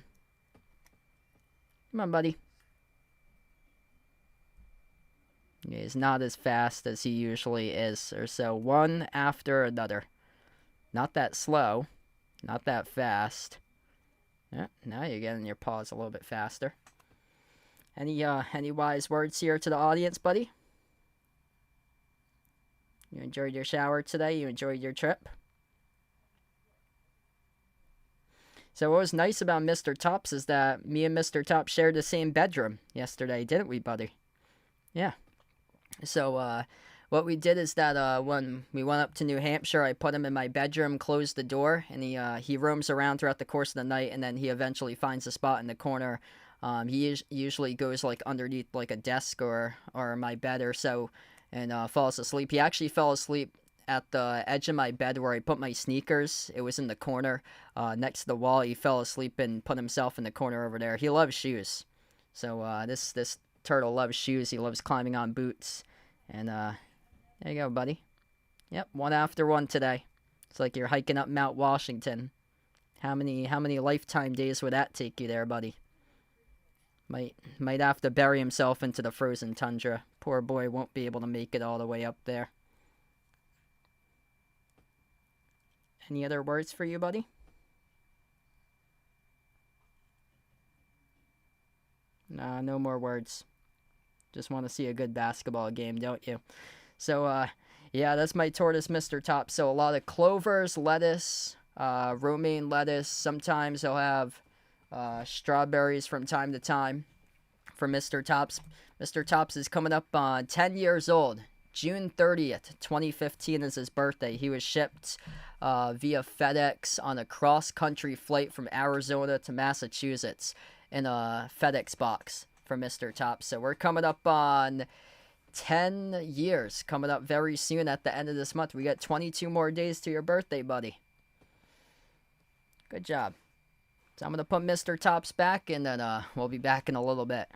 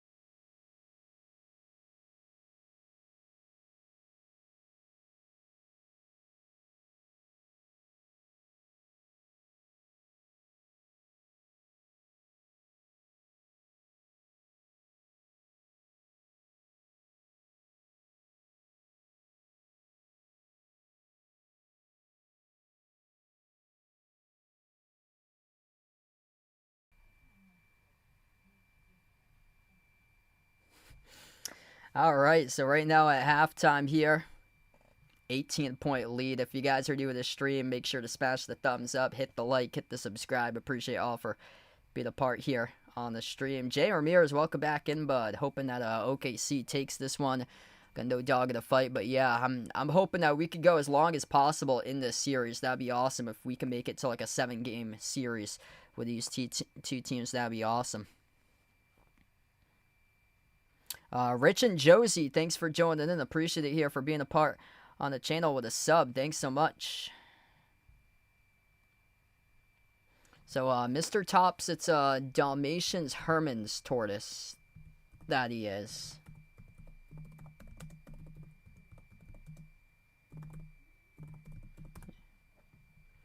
Yeah, so it's called a Dalmatian Herman tortoise. That's the type of breed that he is.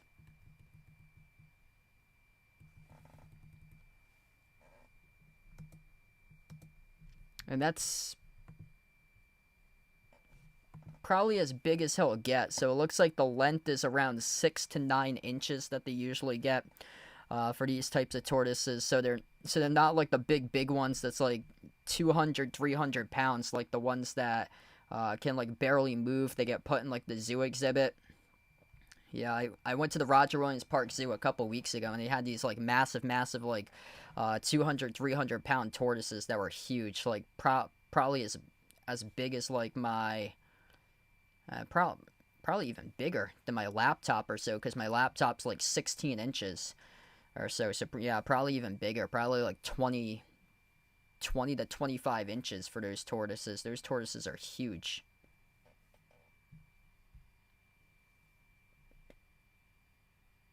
Yes, 7 different champions in 7 different seasons. So much parity now in the NBA. So the whole new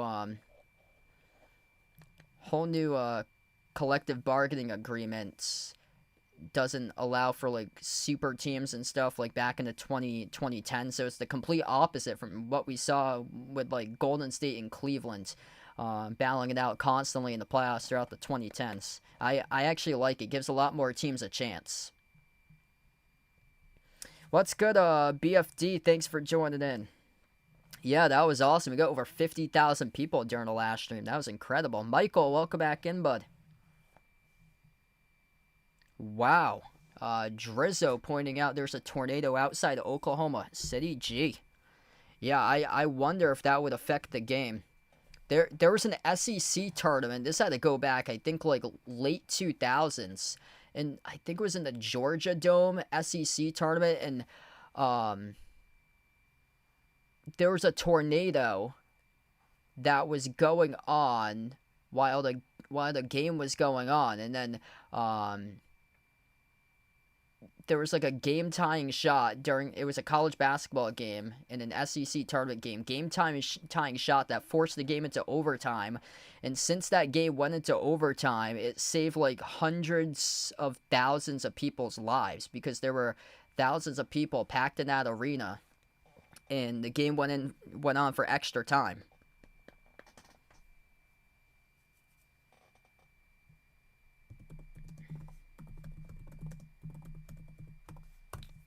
SEC Tournament Tornado, 2008, Georgia Dome. Yeah, wow.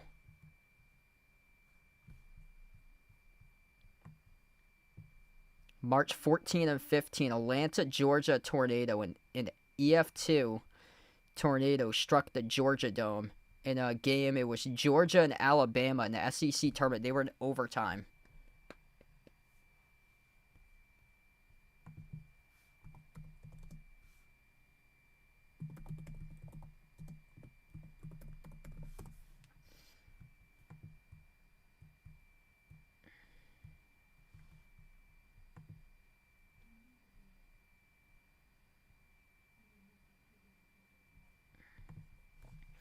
Yeah, so if I pop up NWS Tornado, it has the tornado warnings listed there. It has one for Oklahoma that it says it's for Ardmore, Springer, and Gene Autry until 9 p.m.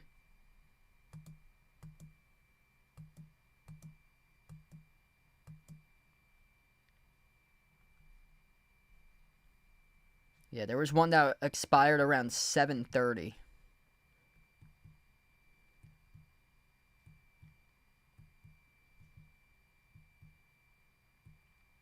There's also a tornado warning out in Texas, too. Trying to go storm chasing for Woody. Wow, one of my good friends in college, he works as a meteorologist, and he does like a lot of storm chasing with his friends. And actually, we got my town got hit by a microburst back in June of last year. One of my good friends from college, his friend actually had drone footage of that when it happened. And then the high school in my neighboring town got hit by a like 90 mile per hour. It was like a microburst or EF1 tornado last year in late June in the same day. Just insane, because we never have tornadoes up in the Northeast, and we had one last year.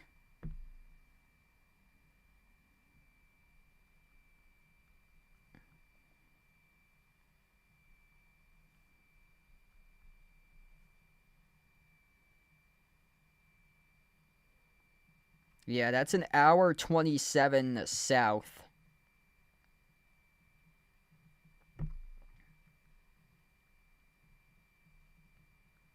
I just looked to see where this is. That tornado warning is an hour, like an hour and a half south. Yeah, so that's way out of the way.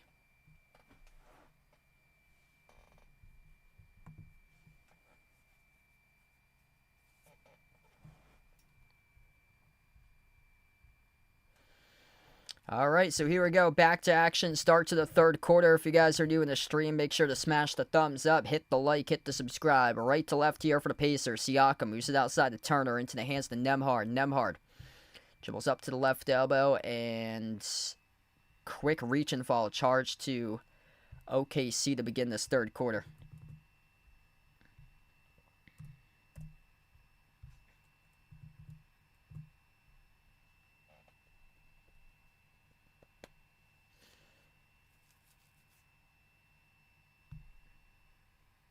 Yeah, Pacers definitely not looking like themselves right now. Siakam takes on Jada, backs his way to the free throw circle, off to Halliburton, moves it along, off to Turner. Turner attacks, drives, hook shot over Chet, partially blocked by Jets.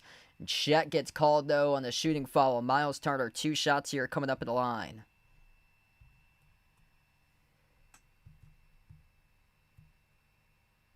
Three personal fouls by Case and Wallace. That's the first by Holmgren tonight. Everybody else with 2, 1, or 0 for fouls in this game. 2 shots here by Miles Turner. First one's good. Oh, wow. 50 yards from Lightning. Yeah, that's scary.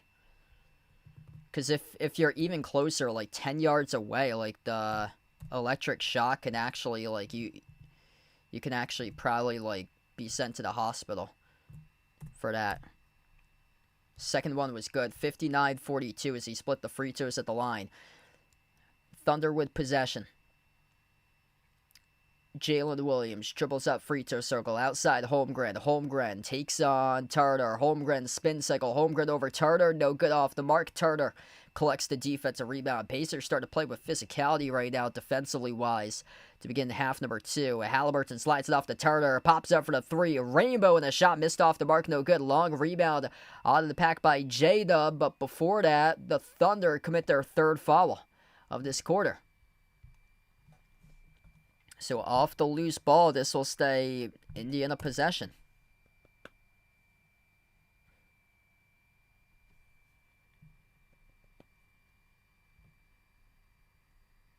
That's on the SGA off the loose ball foul.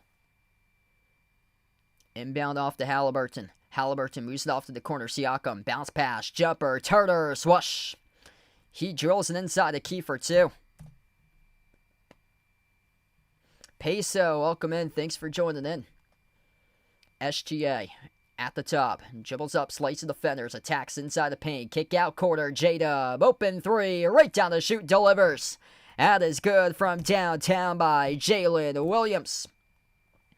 18-point lead again for the Thunder. Nembhard at the top of the free throw circle. Shovels it off to his left to Neesmith. Into the hands to Turner. Turner takes on the Holmgren off the pivot. Turner bumped into. Turner goes up. Turner gets fouled. Back to the free throw line to shoot 2 will be Miles Turner. That's now 2 personal fouls each this quarter. Charged to Chet Holmgren.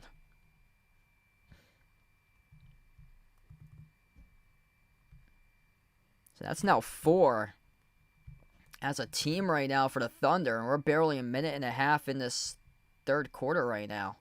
So next time along, they're going to be going into the bonus. First one's good. What's good, Ron? Thanks for joining in. Hope all is going well, man. SGA tonight, he's got 15 right now. Jada with 12, 11 by Holmgren. Their big 3 showing up in a big way tonight in this game. Second shot by Miles Turner. That's good as well. 16-point game, 62-46.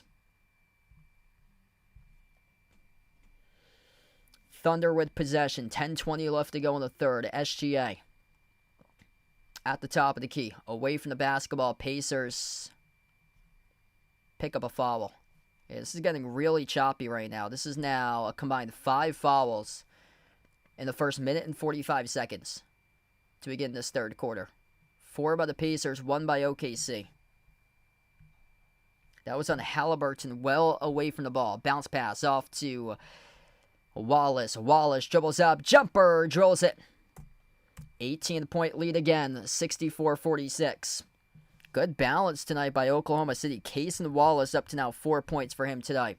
Turner dribbles, drives out of Holmgren inside the paint. No good, missed the layup. A rebound secured by Holmgren. Up the floor goes to SGA. Shai Gilgeous-Alexander takes on Aaron Neesmith. Jumper deep 2, right down the chute. He's got it. Shai Gilgeous-Alexander with 2 more. They're up by 20. 66-46. Down to 9.5 left to go in the third. Around the perimeter, deflected out, went off a J-Dub. It will stay Pacers ball. SGA, just too good. 17 points right now for SGA. Kenneth, thanks so much for the dono, bud. I really appreciate the dono, man. Let's get that dono hype out on the stream for Kenneth. Inbound to Tartar. Pops up for the 3 over Holmgren. Right down the middle. He drills the triple. 17-point game. Miles Tartar starting to make an impact in this early stage of the third quarter. SGA at the top. Dribbles towards his left around the perimeter. Shai Gilgeous-Alexander works on Nembhard one-on-one. Holmgren awaiting at the top if he elects to pass it to it. SGA brings along a double. Pivot. Floats up the shot. And contacted and fouled. 2 shots coming up here at the free throw line for Shai Gilgeous-Alexander.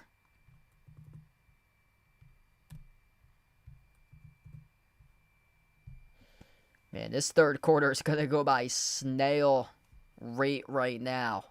So slow.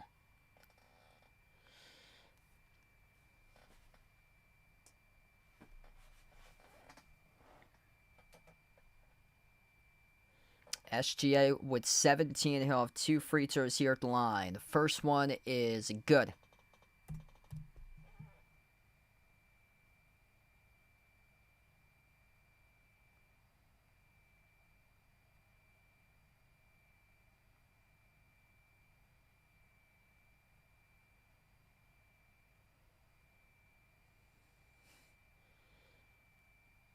Second one's good.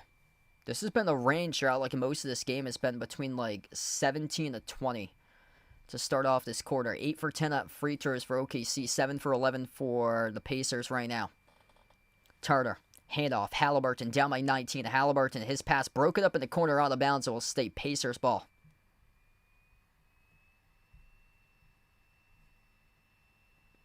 Yup, it's the tortoise rate speed. Yeah, it was the speed of Mr. Tops for this game at halftime. Mr. Tops was taking it claw by claw, foot by foot.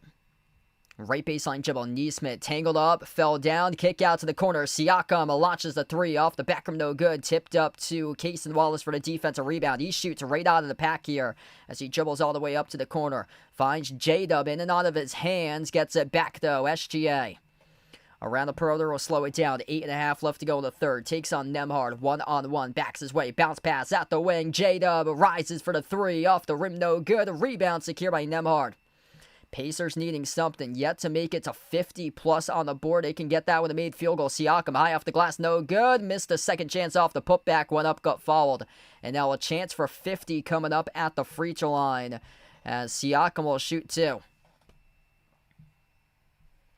Just hasn't been in their favor tonight for this game script. Been an inefficient night for the Pacers at just 34.7%.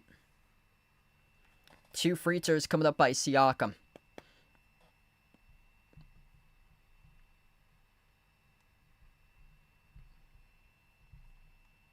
First shot by Siakam. That's good. They finally reached 50. Hey, what's good? It's Ishmael. Thanks for joining in.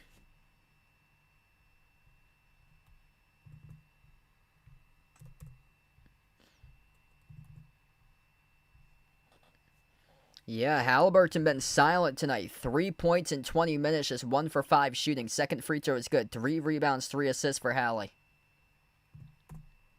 Still going to play the full game, though, because he had like 6 points in 24 minutes during the previous game for him. Siakam with 12, Siakam with 11, Tartar has 12. Those are the only 2 players in double figures right now. Jumper misfire, no good by OKC from the perimeter. Back it goes to the Pacers. Halliburton just 3 points this entire game, needing something. Crossing midcourt, Halliburton takes on hardest die. Pass off the roll down. Tartar, right-handed hook, no good. Around the rim and out, tipped off the rim. Battle for the rebound, back to Siakam on the offensive glass. Here goes Neesmith on a 3. He tees it up and drills it. It's a 14-point game. A timeout by OKC. Aaron Neesmith, big triple right there off the second chance rebounds.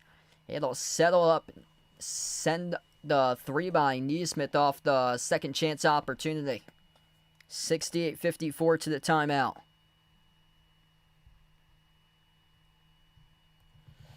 Yeah, usually if the Pacers come back and win this game, they're going to need some big buckets around like the 3-minute mark with Nembhard. Nembhard's been a setup guy that eventually sets up Halliburton to just go off in the final 3 minutes. Like, Nembhard usually pulls off like a big 3 or 2 around the 3-minute mark left to go, and that eventually just sends a spark to Halliburton that he just lets it go and make shot after shot after shot with under 3 minutes left. 68-54, 14-point game. This ain't nothing for the Indiana Pacers right now. And we are now in the third quarter. All right, now this is for sure nothing. Still a long way left to go. 7:36 remaining right now in this third quarter. So many times that Halliburton's been at like a really low point total and just all of a sudden just awakens. Ben, thanks for joining in. Hoping for the Pacers to do it again. A lot of people going for the Pacers in this one in the poll, 57-43. Right now, make sure to vote for who you guys like to win this one here out in the poll. Feel free to let me know who you guys like to win here tonight, Pacers or Thunder.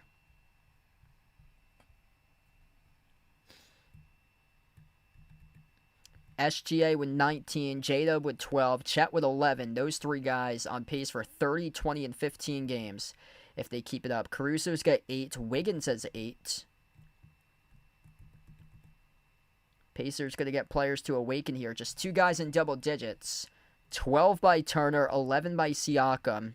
Nembhard with 9, so about to get a third guy in double figures, but a lot of work left to do to get 4, 5, and 6 in double figures. This is a team that constantly gets 6 guys in double digits. Right now, after Turner, Siakam, and Nembhard, who have 12, 11, and 9, is Nesmith. He's got 8. Nesmith capable of hitting that as well, as he just drilled a big 3 to raise it up from 5 points to 8 points. And then after that, needing more out of Mathurin, he has 5. Hallie has just 3. Toppin has 3. McConnell's only got 3 tonight. He's only played 8 minutes. He usually plays around 15 to 17 for him, so he's going to get a second stint. So is Mathurin, so is Toppin at some point in the game.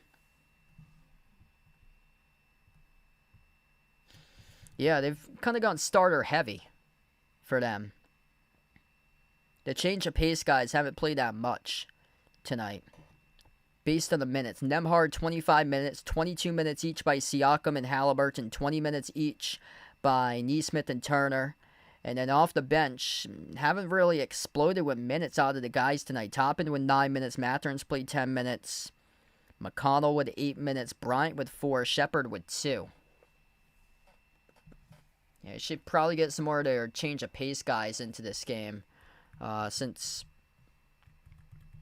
probably along the time that they would probably put them in. Yeah, Caruso is now on the floor for Oklahoma City. So we get back to action. Hardenstein, Caruso, SGA, Dort, and J-Dub, the 5 of the court. J-Dub, jumper, mid-range, goes up, got fouled. 2 shots coming up here at the free throw line for Jalen Williams. Lloyd, welcome in. Thanks for joining in from St. Louis in the stream. That's on Aaron Nesmith, who picked up the shooting foul.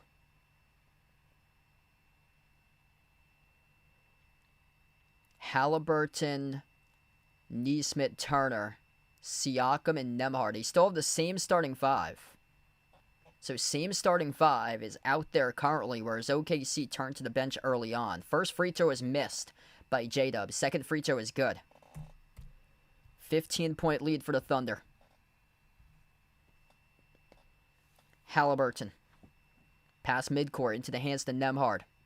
Nembhard, 15 in the timer, slides it off to his right to Nesmith. Nesmith on top finds Turner. Turner fires a bullet down low. Off to Nembhard. He scores. Up and off the backboard. Good for 2. That was a great pass right there off an absolute bullet by Miles Turner. Went into a jump shot motion instead of going up on the 3 at the last moment. He found Turner. Backdoor layup right back. It's good. Up and off the glass. Scored by Caruso with a layup. 15-point lead again for Oklahoma City. Far side of the floor. Hardenstein comes out with a steal. Up the floor, SGA. SGA kick out to the corner into the hands to Caruso.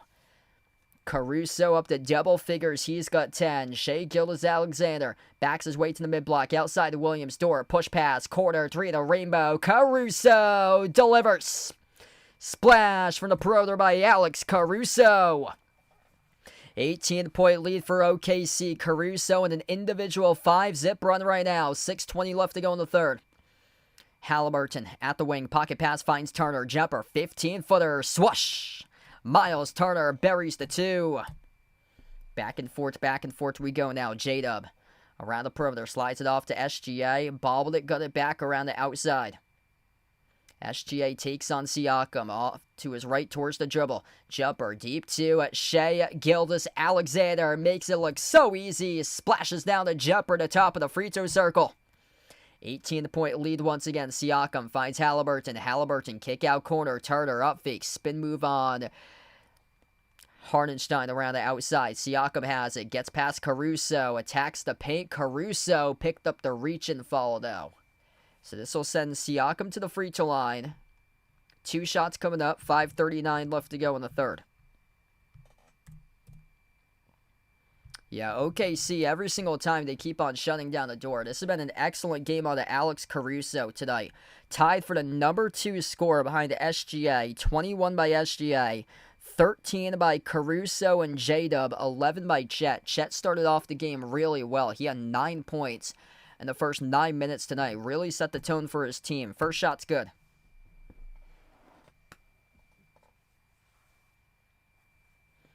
Yeah, OKC just keeps on making shots. Like, whenever the Pacers seem to, like, respond with a made bucket, OKC just keeps on matching that. Lou Dort will take a seat on the bench. We'll see if that changes that as Wiggins comes in to replace Dort.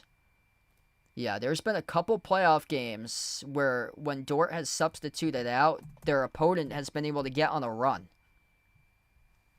16-point game right now. Here's the time, if you're the Pacers, to see if you can get on a run. Lou Dort, a plus on the floor. +2, though. There's been a lot more guys. There's been a greater plus. Wiggins has been a +17 out there. Wiggins takes the 3. Makes the 3 from the perimeter by Aaron Wiggins. 19-point lead for OKC. Finding their rhythm. Finding their shot. 42%. 10 for 24 for them from the perimeter tonight. That's a really good development. Pacers will head back to the free throw line. SGA, playmaking like crazy tonight. 21.7 assists now for SGA. Wiggins providing a spark. He has 11 points off the bench. He's a +20 tonight. So that's now 5 guys in double figures for the Thunder. 21 for SGA. 13 by Caruso, 13 by J-Dub, 11 by Chet, and 11 by Wiggins.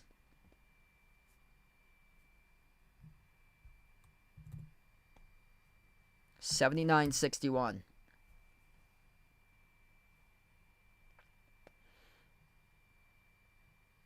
Second shot by Siakam is good. 17-point game. 5 minutes left to go in the third. Yeah, if you guys didn't know, I'm actually a Celtics fan. I cover all different types of teams in the NBA, also college hoops as well. So I don't have a dog in this one, but going into this series, I predicted OKC because usually it's defense that usually wins championships or so.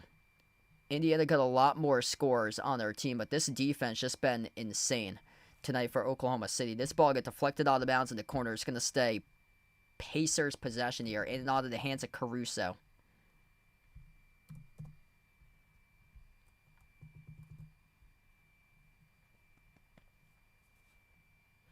Inbound, Halliburton takes the 3 off the back rim, no good. Tipped up out of bounds off of Siakam, I believe. Referees are going to talk about it right now, whether it's off of Hardenstein or Siakam. Possession. Oh, it's going to be out of bounds off Hardenstein. Or out of bounds off J-Dub here. Yeah, J-Dub. It's off J-Dub, actually. Hardenstein was close, too, but J-Dub got up for that rebound alongside Siakam. It's off of J-Dub. Bounce past to Ben Shepherd. Outside finds Toppin. They got their bench players right now on the floor for Indiana, down by 17. Halliburton kicks it out to the corner. Toppin takes the three off the back rim, no good. Caruso controls the defensive rebounds. Keisha, thanks for joining in. SGA on top, dribbles, drives, floats up the shot, missed off the right part of the glass there as Toppin secures the board. Cross court pass to Shepard. Shepard finds Toppin along the perimeter. Down to 4:10 left to go in the third. Nembhard attacks inside the paint off a triple team. Finds Halliburton. Drives baseline. Floats up a high arcing shot. And he drills it. It's a high arcing floater right there on a sky high rainbow by Halliburton. It's now 5 points tonight for Halliburton. Just five missed shots as he's 2 for 7 from the floor. J-Dub slices defenders, followed by Nembhard, according to the refs. Wow. Holy smokes. So Greg puts out here, Tatum's seen deadlifting 400 plus pounds. That's crazy. Holy smokes. Yeah, gee. Yeah, the comeback's going to have to be better than the setback, but you don't want setback number 2. I saw something yesterday about that, but I didn't hear that he was deadlifting 400 plus pounds, because I saw like a Sports Illustrated article that said that that's like, well, he's well ahead of his timetable right now for Tatum. 2 shots here by Jalen Williams. Both of them are good.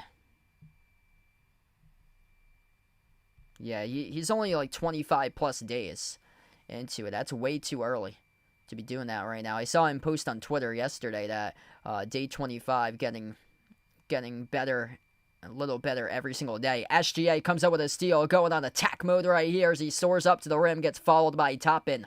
2 more free throws coming up by SGA. 3:32 left to go in this third quarter.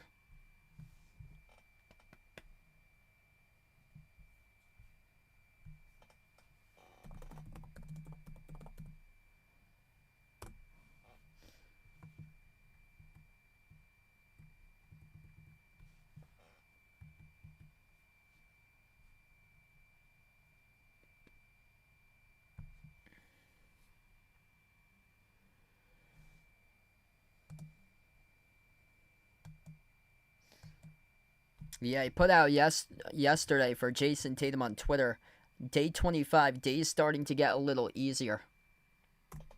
Free throw is good at the line for SGA. We're going to have a timeout in between the second free throw as the Pacers burn the timeout.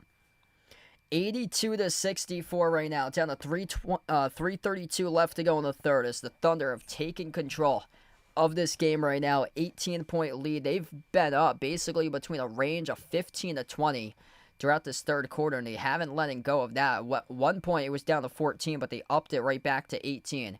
Right now, they're up by 18, 82-64, as we head over to another timeout.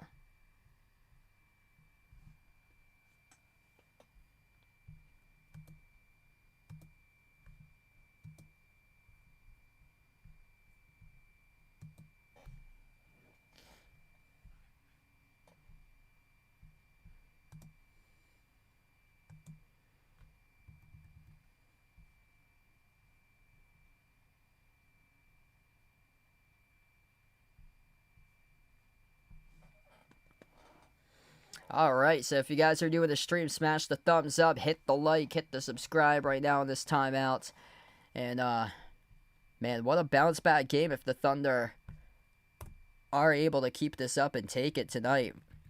Force at least a game 5 in the series.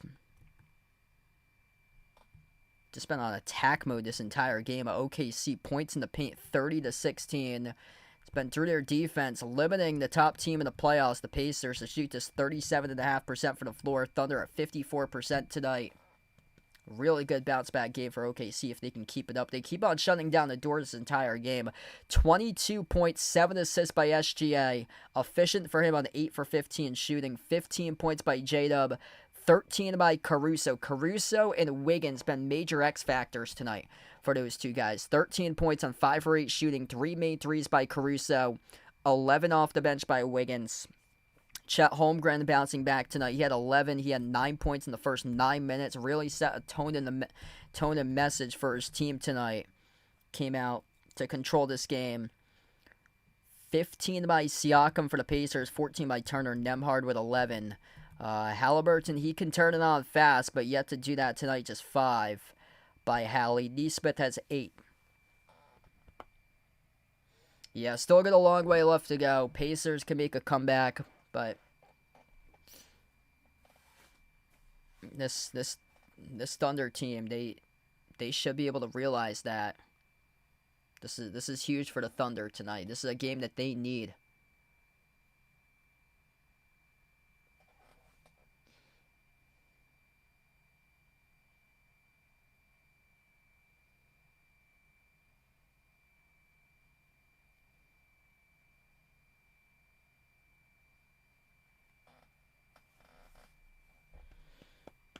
Annie, welcome in. Liking the Thunder to win this one. Hit us up in the chat who you guys like to win this one here, Thunder or Pacers.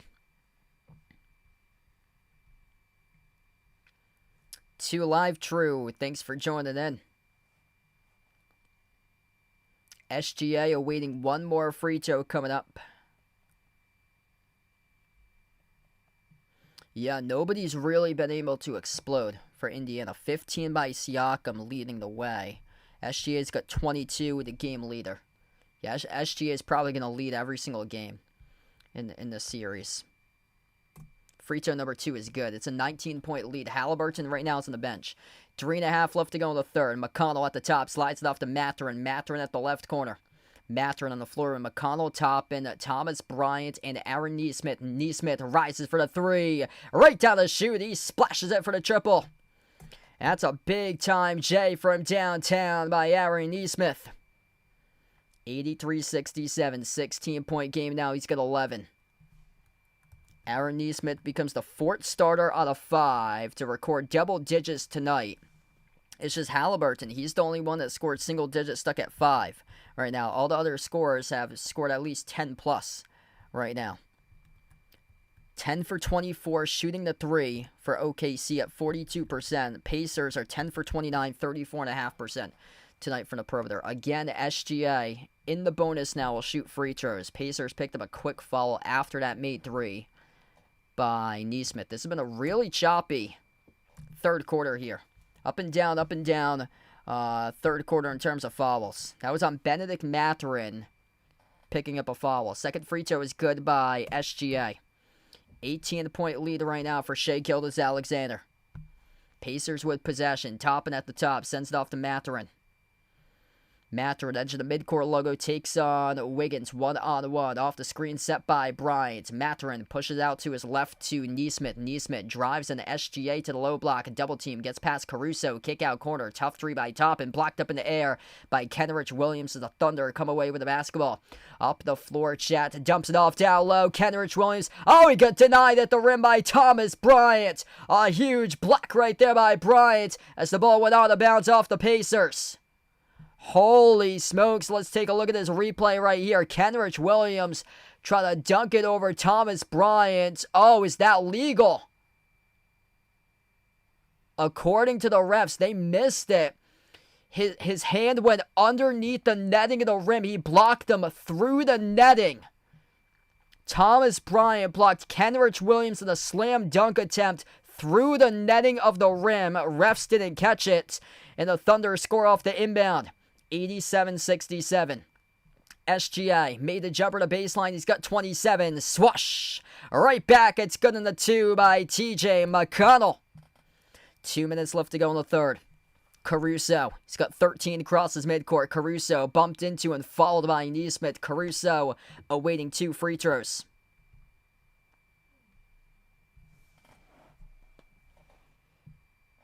They're showing the replay of SGA's made jumper at the low block right over Mathurin. That was the previous jumper right there.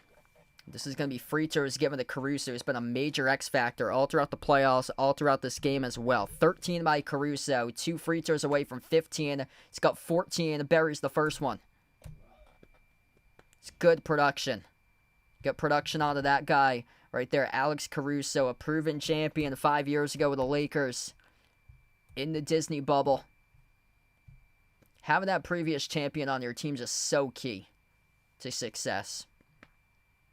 Pascal Siakam on the Pacers, Caruso on the Thunder. Those two guys winning championships back-to-back years. 19 for the Raptors with Siakam. Lakers 2020. Second free throw was good. That was the first year that my channel really blew up, was that Lakers Heat playoff finals. It is good by Nesmith again as he rings down the three ball.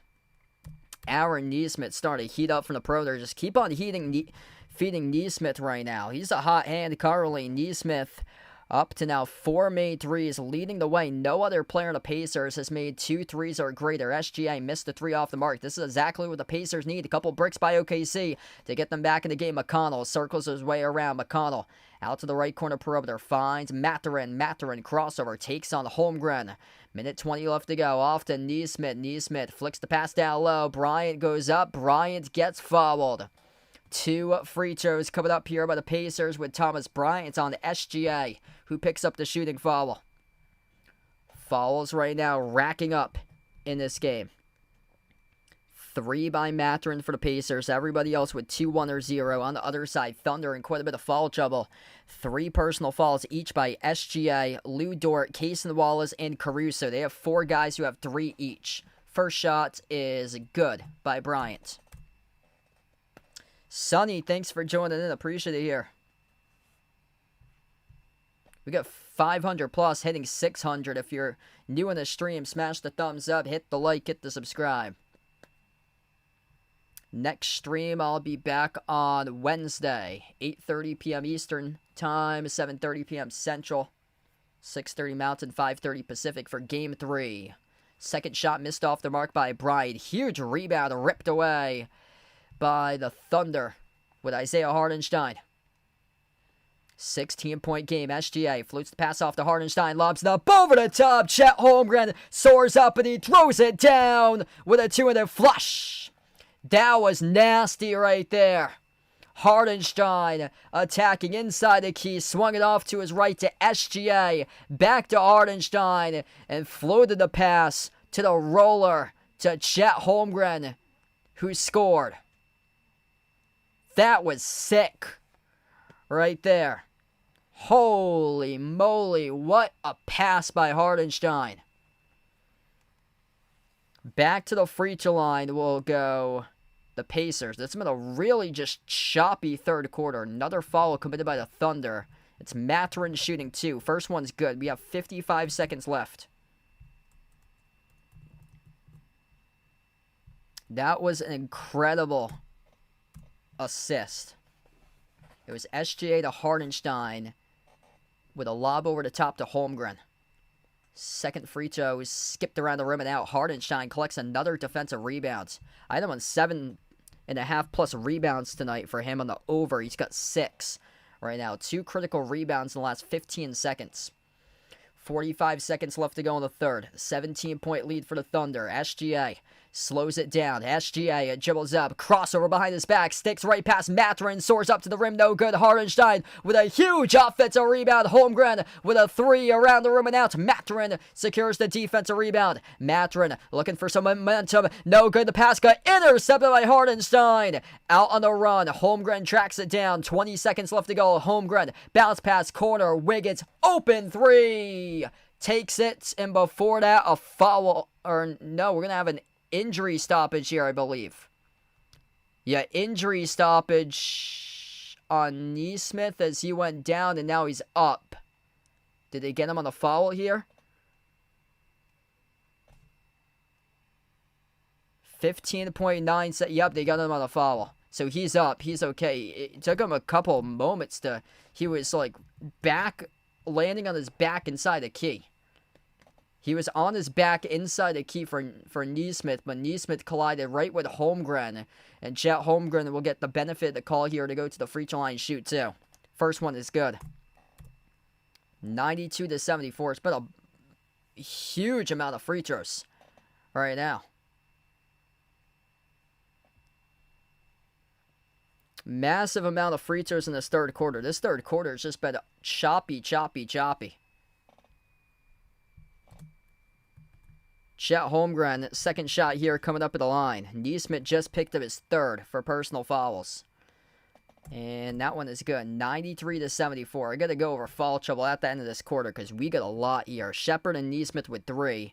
A bunch of players with 3 for the Thunder. Neesmith, quarter 3, blocked out of bounds by Cason Wallace. Holy smokes, what a block right there in the quarter. 5 seconds left to go. Wallace comes up and swats the corner 3-point shot attempt by Neesmith out of bounds. Halliburton, inbound to the top. Bryant, handoff. Neesmith turns the corner. Runner over Holmgren at the buzzer. No good off the back rim. And we close out the end of the third quarter. 93-74 at the end of the third in this one. This Oklahoma City defense, something special tonight. Alex Caruso. Big game for him off the bench with 15 tonight. Wiggins with 11 off the bench. SGA 27, 15 by J-Dub, 15 by Chet Holmgren through 3 quarters.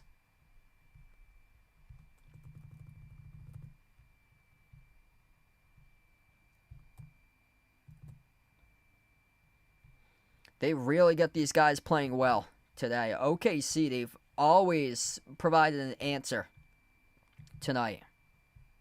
Like, whenever Indiana makes a big shot, give credit to Aaron Neesmith. He had a huge third quarter, drilling 3 after 3 after 3. And then the Thunder answered right back.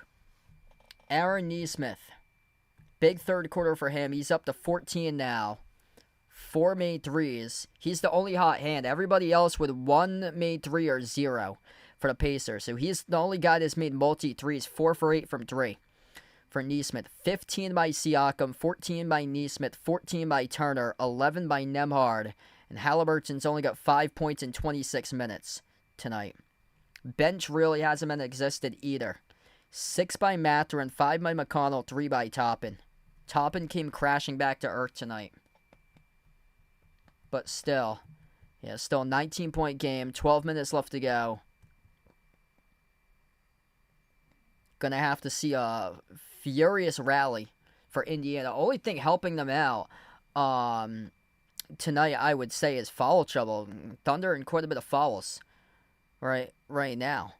3 personal fouls each by SGA, Lou Dort, Cason Wallace, Caruso. So they got 4 guys with 3 each. If any of those guys pick up a fort quickly in the fourth quarter, things could change fast, especially if it's somebody like SGA or Lou Dort. If one of those guys gets a 4th personal foul early on, then the course of this game could change quite a bit. And then if one of those guys like SGA or Dort gets taken out, and then the Pacers capable of going on a run. But tonight, Oklahoma City responding that there's more than just SGA. More than just SGA tonight. 27 points, 7 assists, 4 steals by SGA. Caruso's been huge with 15 for him. Wiggins with 11. Yeah, Pacers are going to have to see if they can get SGA or Dort into really just early foul trouble in this fourth quarter to give them a possibility. I'm hoping it goes to 7 games. I'm really hoping it does. I'm hoping it does not go in 5. I'm from Massachusetts, if you guys didn't know. I'm also a Celtics fan, but they cover all different teams here. NBA, college hoops as well. If you enjoyed the stream, smash the thumbs up, hit the like, hit the subscribe.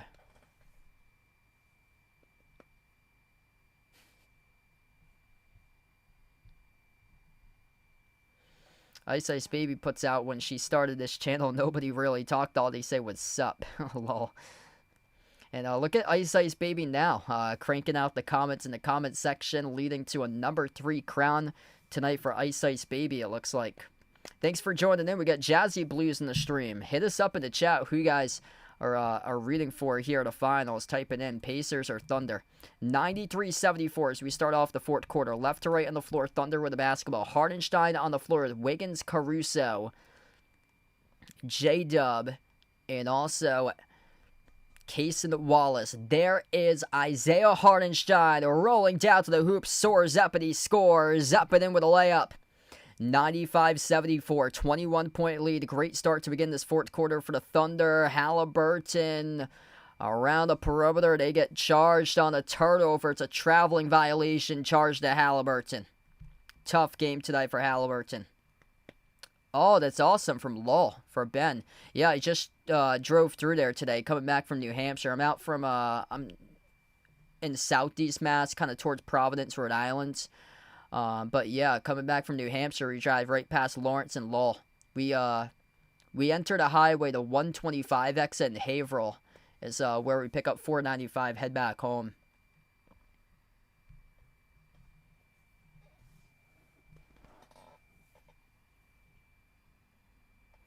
Yeah, big shout out earlier on in the stream to Ice Ice Baby for the gifting and the memberships. Caruso, the inbound passer underneath the hoop here, guarded by Siakam, up by 21. 1 on the shot clock off this inbound. Quarter 3, and it's well short by Cason Wallace, leading to the shot clock violation.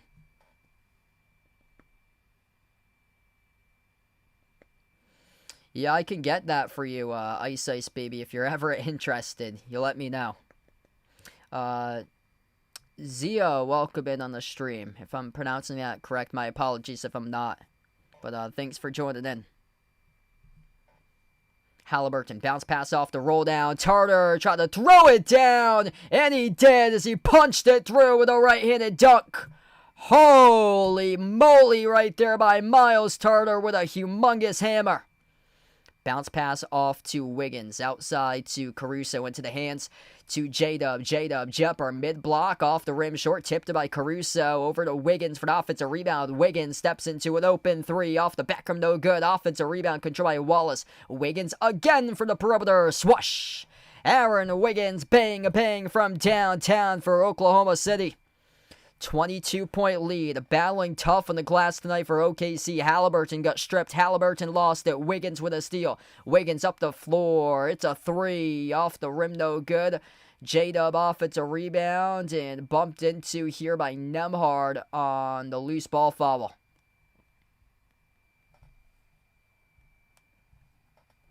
Wow, that was going back a couple plays ago. I'm shocked that they didn't show that replay of Miles Turner slam dunk. That was insane, the Miles Turner slam jam there. ABC did not show a single replay of that. A lot of people have been on social media just really mad about the presentation of these finals.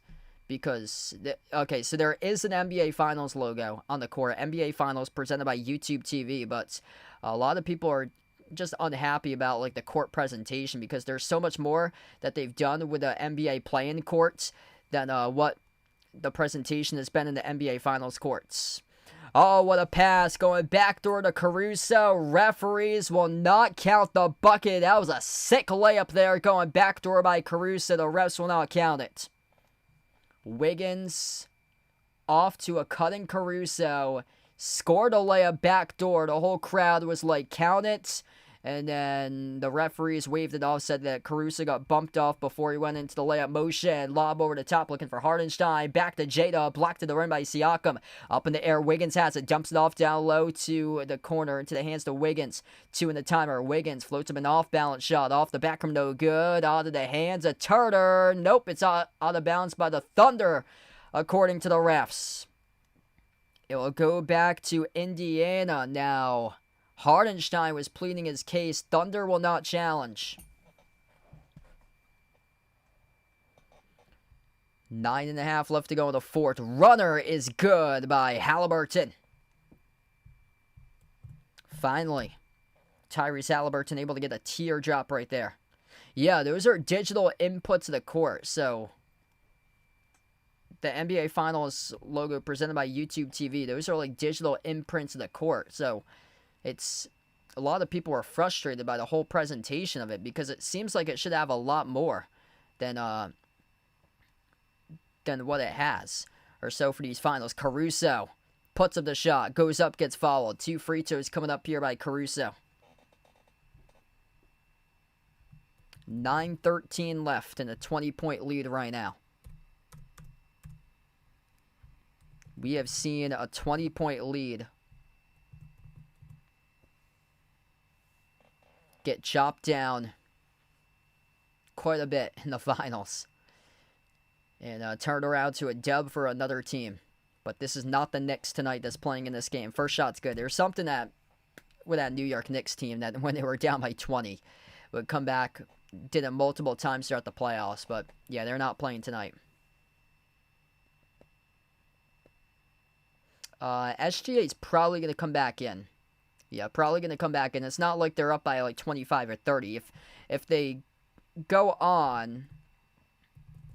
If they go on like a 7 or 8 zip run, then he might not come back in a game, but I'm guessing that he will. Second free throw is good by Caruso. Bucket right back for Indiana. 20-point game. Yeah, I'd say they're probably going to put SGA back on the floor unless they're up by like 25 plus. J-Dub gets to his spot. Swoosh as he buries the J in a deep 2 jumper. 102-80. Under 9 minutes left to go. Siakam floated the shot off the glass, no good. Tipped up to Wiggins as he saved it at the baseline for the defensive rebound. J-Dub up the floor. J-Dub step back three in the air. Off the mark, no good. A rebound secured by Siakam. Jalen Williams with 17. SGA right now has got 27. Caruso, great game off the bench. He's got 17. 14 by Wiggins. Crossover. Nembhard attacks at the elbow. Bumped into by Dort and fouled. And that's now the 4th personal foul of the night charged to Lou Dort. So that's what I talked about earlier on at the end of the 3rd quarter. Only thing that was working well for the Pacers was foul trouble by the Thunder. 8:17 left to go in the 4th. That's a critical 4th personal foul charged to Lou Dort. But, I mean, this is getting to be tough right now. It's a 22-point game. Inbound to Turner. Halliburton slips right past the defense, soars up, and he dunks it down with a right-handed flush. 20-point game right now. J-Dub at the left corner, bobbled, slipped, and chopped up by Turner. Here's J-Dub and Turner bumped into one another. Turner commits the foul. So refs rule it on Turner, reaching in off the loose ball.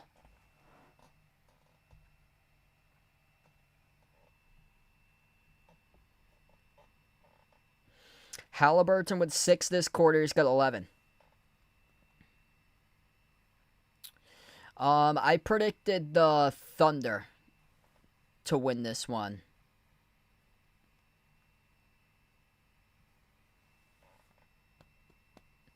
Yes, I predicted the Thunder in a series. I went Thunder in 6 for my prediction. I'm really hoping a 7-game series happens between these two teams. 102-82. We're going to head to a timeout right now with 8:02 left to go in the 4th. Alright, so if you guys are new in the stream, appreciate everybody for joining in tonight. Smash the thumbs up, hit the like, hit the subscribe. You guys, the real Legends MVPs out here on the stream. SGA's got 27 tonight, 7 assists, 4 steals. Caruso been a major X factor, 17 points, 5 for 9 shooting, 14 off the bench by Wiggins. J-Dub at 17, and then 15 points by Chet Holmgren. Isaiah Hardenstein, 8 rebounds for him today. I haven't put Mr. Tops in the race before. All 5 guys in double digits for the Pacers. Issue there is that nobody's really been able to take over the game. Miles Turner, 16, 15 by Siakam. Halliburton just got there. He's got 11. 11 by Nembhard, 14 by Nesmith. The bench has had a rough game tonight. McConnell with just 5. Mathurin's got 6. Toppin with only 3. Toppin in the big game. He had 17 in the last game.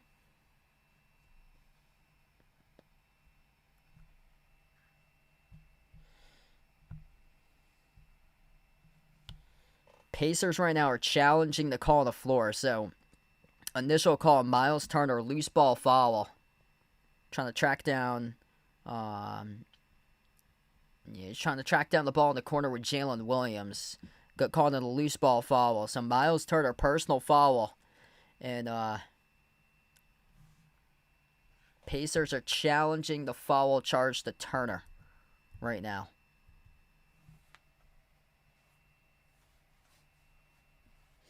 Yeah, tortoises is supposed to be like highly intelligent reptiles.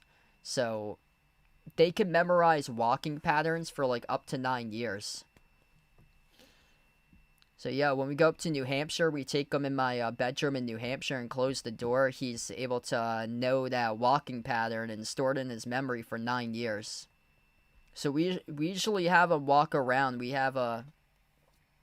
usually have him in like a room or so and close the door and make sure he can't like get into anything, for him to just like roam around.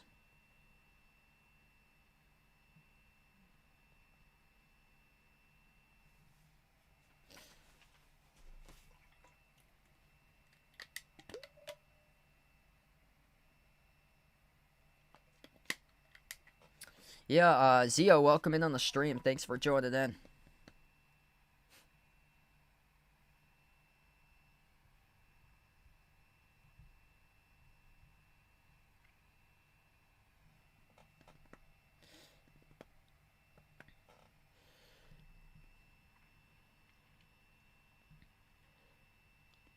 Miles Turner.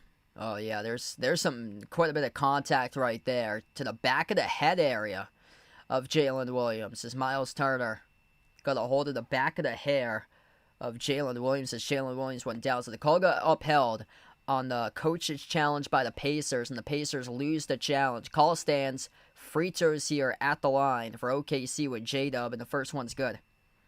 18 points tonight for J-Dub. Edith, welcome in. Thanks for joining in. Yeah, really, really good game tonight by OKC out here. Dennis, welcome back in, bud. Second shot is good by J-Dub. 104-82, 8 minutes left to go in the fourth.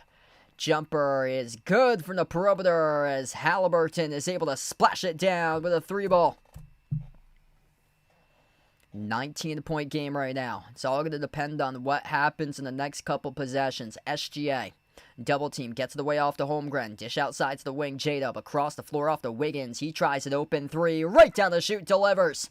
Bang a bang from downtown by Aaron Wiggins. 22-point lead. That's not good to help out the cause for Indiana. The spacing has been excellent tonight. A lot of patience in these possessions, too, for Oklahoma City. Pocket pass off the Turner. Tries a three at the top of the key. Off the back rim, no good. Offensive rebound tracked down by Shepard. Halliburton off to the corner. Toppin with a three. Left off the rim. Short Holmgren with the defensive rebound for a moment. And then the Pacers got it back. Turner finds Halliburton. Dish outside off the fingertips of Turner. Collected, though, by Maturin. Outside of Toppin. Toppin fires a fastball, deflected far side of the floor, out of bounds, off the fingertips of J-Dub. It's a tough pass right there, trying to thread a needle. 10 in the shot clock right now for Indiana. Inbound goes to Maturin. Maturin at the top, dribbles up, drives. Inside the key for Maturin, goes up, gets fouled. It is on Chet Holmgren, who picks up the shooting foul. 2 free throws coming up by Maturin.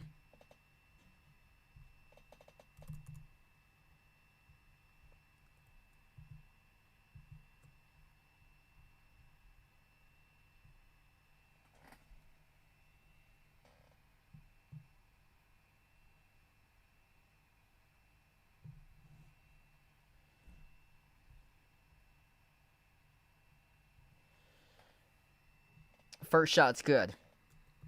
So Maturin makes the first one.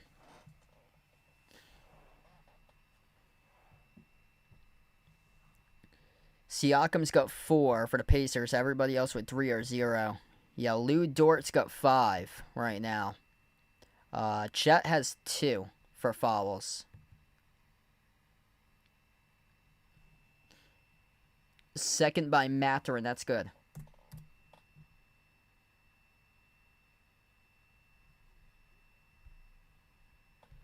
.107.87, 6:40 left to go in the fourth.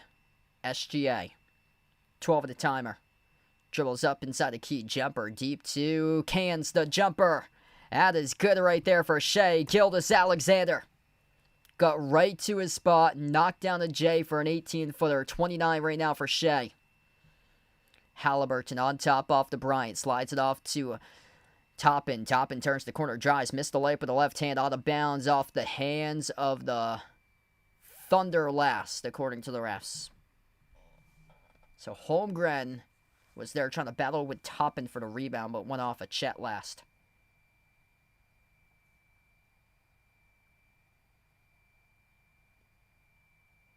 Yeah, no problem, Jeffrey. Good to see Red Sox up tonight, finally. Yeah, one of my good friends said that he was going to wear a paper bag on his head if the Yankees swept the Red Sox this week, that he would host his radio show, come in on Monday, host his radio show with a paper bag over his head for the full 2 hours. Jumper's good by Mathurin at the free throw circle.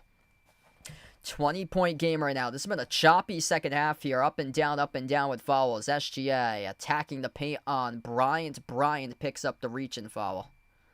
Yeah, this has been all over the place with a lot of foul calls, and they're in a bonus right now for OKC. SGA with 29. Chance to crack 30 if he makes a free throw here.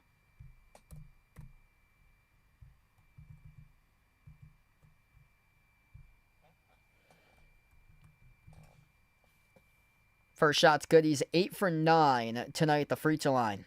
J-Dub also 8 for 9. As a team, they're 24 for 27 at the free throw line for OKC. That's one heck of a game. Able to make their free throws at 89%. Second one's good. 111-89. SGA's got 31 points right now. McConnell is now on the floor. Right base on dribble, Mathurin. Kick out, left corner, Halliburton. Takes a tough off-balance three. Missed off the rim, short Dort. Tips up to SGA for the defensive rebound. That's a tough possession for the Pacers because this game, with that missed three-point shot there by Halliburton, signals that this game is probably over. The Thunder are going to use a lot of time off the clock. SGA lobs off to Caruso. Caruso dribbles back out towards the elbow. Circles his way around. Caruso goes up. Caruso missed off the glass. No good. Halliburton with a defensive rebound. Approaching 5 minutes left to go. Mathurin. Oh, what a move right there. Slicing defenders. Takes the back door. Scores the layup. 20-point game. 5 minutes left to go. Great move to the cup there in transition by Mathurin. SGA bounce pass off to J-Dub. Attacks. His pass deflected. Intercepted by Toppin. Up the floor. Halliburton collects in the corner. Takes on Caruso. Dumps it off to McConnell. Shovel pass Toppin down low. And got intercepted right back by J-Dub. Back it goes to OKC. That's a crushing possession. Means that around 20 more seconds will come off the clock. The whole crowd comes up on his feet right here. 15 turnovers by the Pacers, 12 turnovers tonight by the Thunder. SGA outside, finds J-Dub around the rim and out. Rebound secured by Toppin. McConnell up the floor. McConnell gets right past J-Dub. McConnell bounce pass right corner. Halliburton corner three. A swoosh as he buries the triple. 111-94, looking like too little too late right now. 4 minutes left to go, and Oklahoma City is going to slow it down once again. 12 this quarter, 17 by Halliburton. But with 4 minutes left to go, looks like it's a little bit too late right now, based on the Thunder slowing down the game speed, taking a lot of time off the clock. And we will have a timeout here taken on the floor by OKC. 111-94 with 4 minutes even left to go. Too little, too late. So looking like it's going to be 1-1 going back to Game 3 on Wednesday. SGA with 31. They're up by 17. You can credit Aaron Wiggins for 17 points tonight off the bench, a plus 23 on the floor, making 5 threes on 6 for 11 shooting. 17 by Alex Caruso tonight with a big game at J-Dub, and 19 of 15 by Chet. Exactly what they needed. Basically 30 by SGA, J-Dub to get around 20, Chet to get around 15.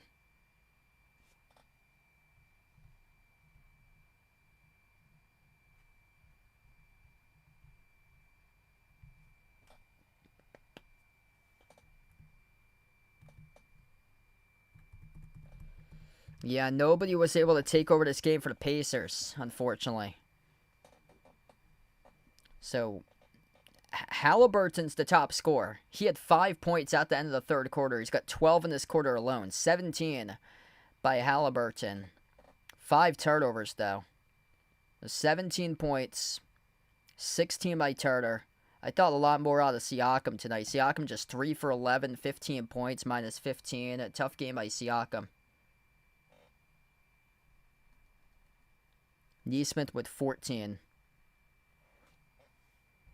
Yeah, the style was just never really in the favor of Indiana tonight in this game.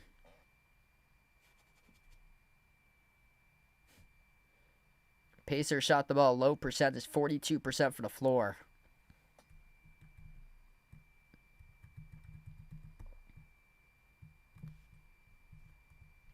Like it's basically impossible right now. 17 points down, 4 minutes left to go. I mean, I'd be shocked if we get extra time in this game. Like I'd be shocked. It looks like the game's over because Oklahoma City's using approximately like 20 seconds on possessions for them. And if they're not using 20 seconds, they're already in the bonus. They're shooting free throws. They're making free throws at a high rate tonight. They're shooting 89% at the free throw line. They're 25 for 28 tonight for them. And they're coming up with offensive rebounds. They're 11-7 in offensive rebounds. So, yeah, I would say this game is over. I'd be shocked, honestly, if the Pacers somehow come back. If they do come back, they're forcing overtime. They're not winning on a game-winning shot. If somehow they come back... If somehow they come back, Oklahoma City is missing their final 8 shots from the floor coming out of this timeout. That's what's happening. And the Pacers are hitting everything. So the Pacers are hitting all threes, basically. And OKC's missing everything, which includes free throws. So, I don't see that happening at all. 111-94, 4 minutes left to go. They would need to come up with like multiple forced turnovers or multiple missed shots. SGA dribbles up, drives downhill to the rim. Got it to go, and one. Coming up in the free throw line by Shai Gilgeous-Alexander. Yeah, it's going to be 1-1. Indiana bringing in the bench in the game. Number 12 for the Pacers. Commits the shooting foul as that is Johnny Furphy, the rookie from Kansas, who follows SGA, and an and one coming up by Shai. Free throw is good. 20-point lead once again. Shai Gilgeous-Alexander. Big game with 34 tonight. Right baseline dribble McConnell. McConnell goes up, backdoor scores. Up and in off the backboard. Chance to chunk off some more clock time here for OKC. SGA will slow it down in an 18-point advantage off the screen set by Chet. SGA floats the pass off to Caruso. Caruso, it takes the three. Makes the three from downtown. It's good by Alex Caruso. 20 points tonight by Caruso. Pacers score right back with a made layup. 117-98. Down to 3 minutes left to go in the fourth. Once again, 42-25 bench points in favor of the Thunder. Thunder going to use more time off the clock. 10 in the timer. Under 3 minutes left to go. SGA at the top of the key. SGA drives on Furphy in a mismatch. Jumper over to rookie. Off the rim, no good. Rebound secured by Mathurin. Up the floor finds Johnny Furphy. Back to Mathurin around the perimeter. Mathurin at the right wing. Jacks up a contested three over J-Dub and got fouled here. Bad foul committed by J-Dub with 2:42 left to go. This will lead to free throws. 3 shots coming up at the free throw line by Benedict Mathurin from behind the arc. Went up on a jump shot, got fouled. So going back to a Game 3 on Wednesday, where the series will be tied at 3 games apiece, or one game apiece going into the game 3. Got 600 plus watching. If you guys are new in the stream, smash the thumbs up, hit the like, hit the subscribe. Appreciate everybody for joining in tonight. Big game on the SGA. 34 points for him tonight. 19 by J-Dub, 15 by Chet. Alex Caruso. Huge off the bench with 20, 17 by Wiggins. First shot's good by Mathurin.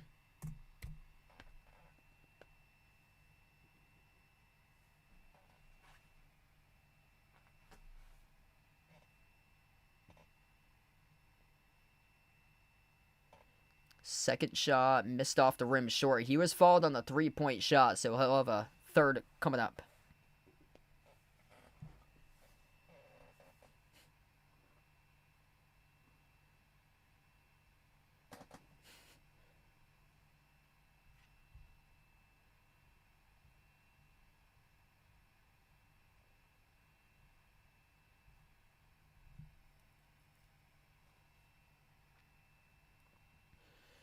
This one to reach 100 tonight from Mathurin.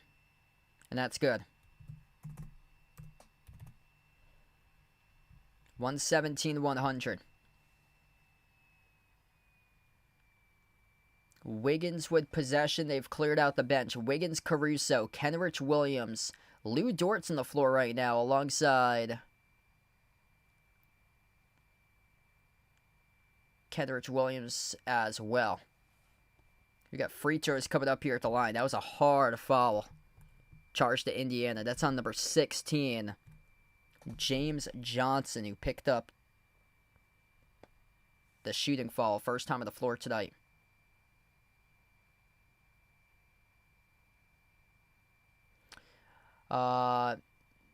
Yeah, both of these teams resting their starters because this game's basically over. 18-point lead by the Thunder. First free throw is good. Yeah, 18-point lead with 2:20 left. Pacers wave the white flag, and they can see that they're done from this game. And that allowed the starters to keep on competing like SGA for a couple more minutes, and then he just got substituted out. And the Pacers waved the white flag a little bit too early, around the 4-minute mark tonight at the end of this game. Caruso and Dort substitutes out.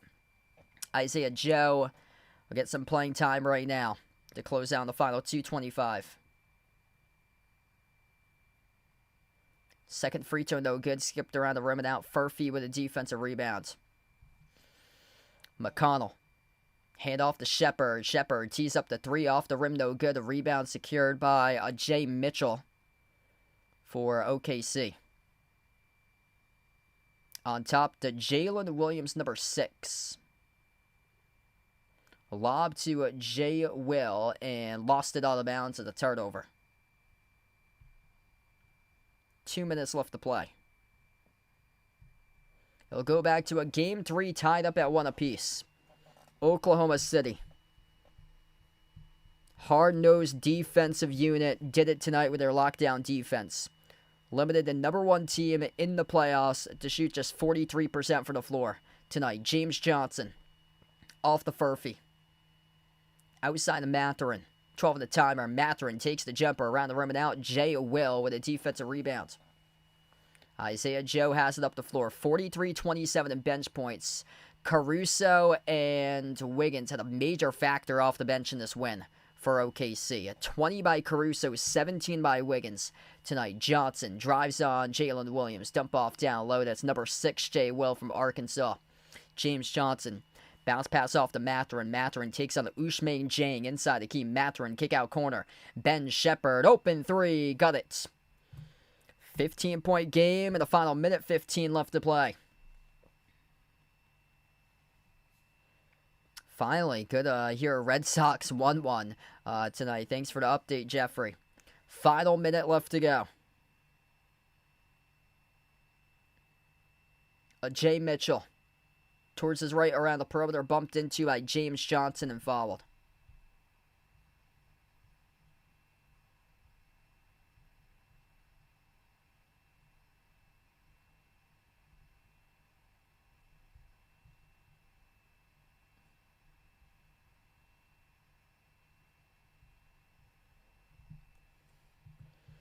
Two shots here at the line from Mitchell. First one's good.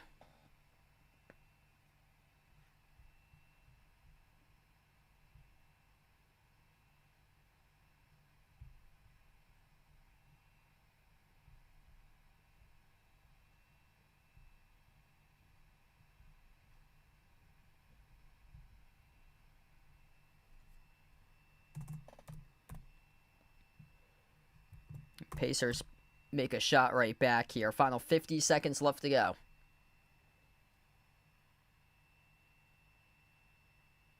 Jay Mitchell, guarded by Furphy. Mitchell drives, kick out, quarter. Jalen Williams knocks it down for Oklahoma City. That is J. Will, number 6, who drills the triple.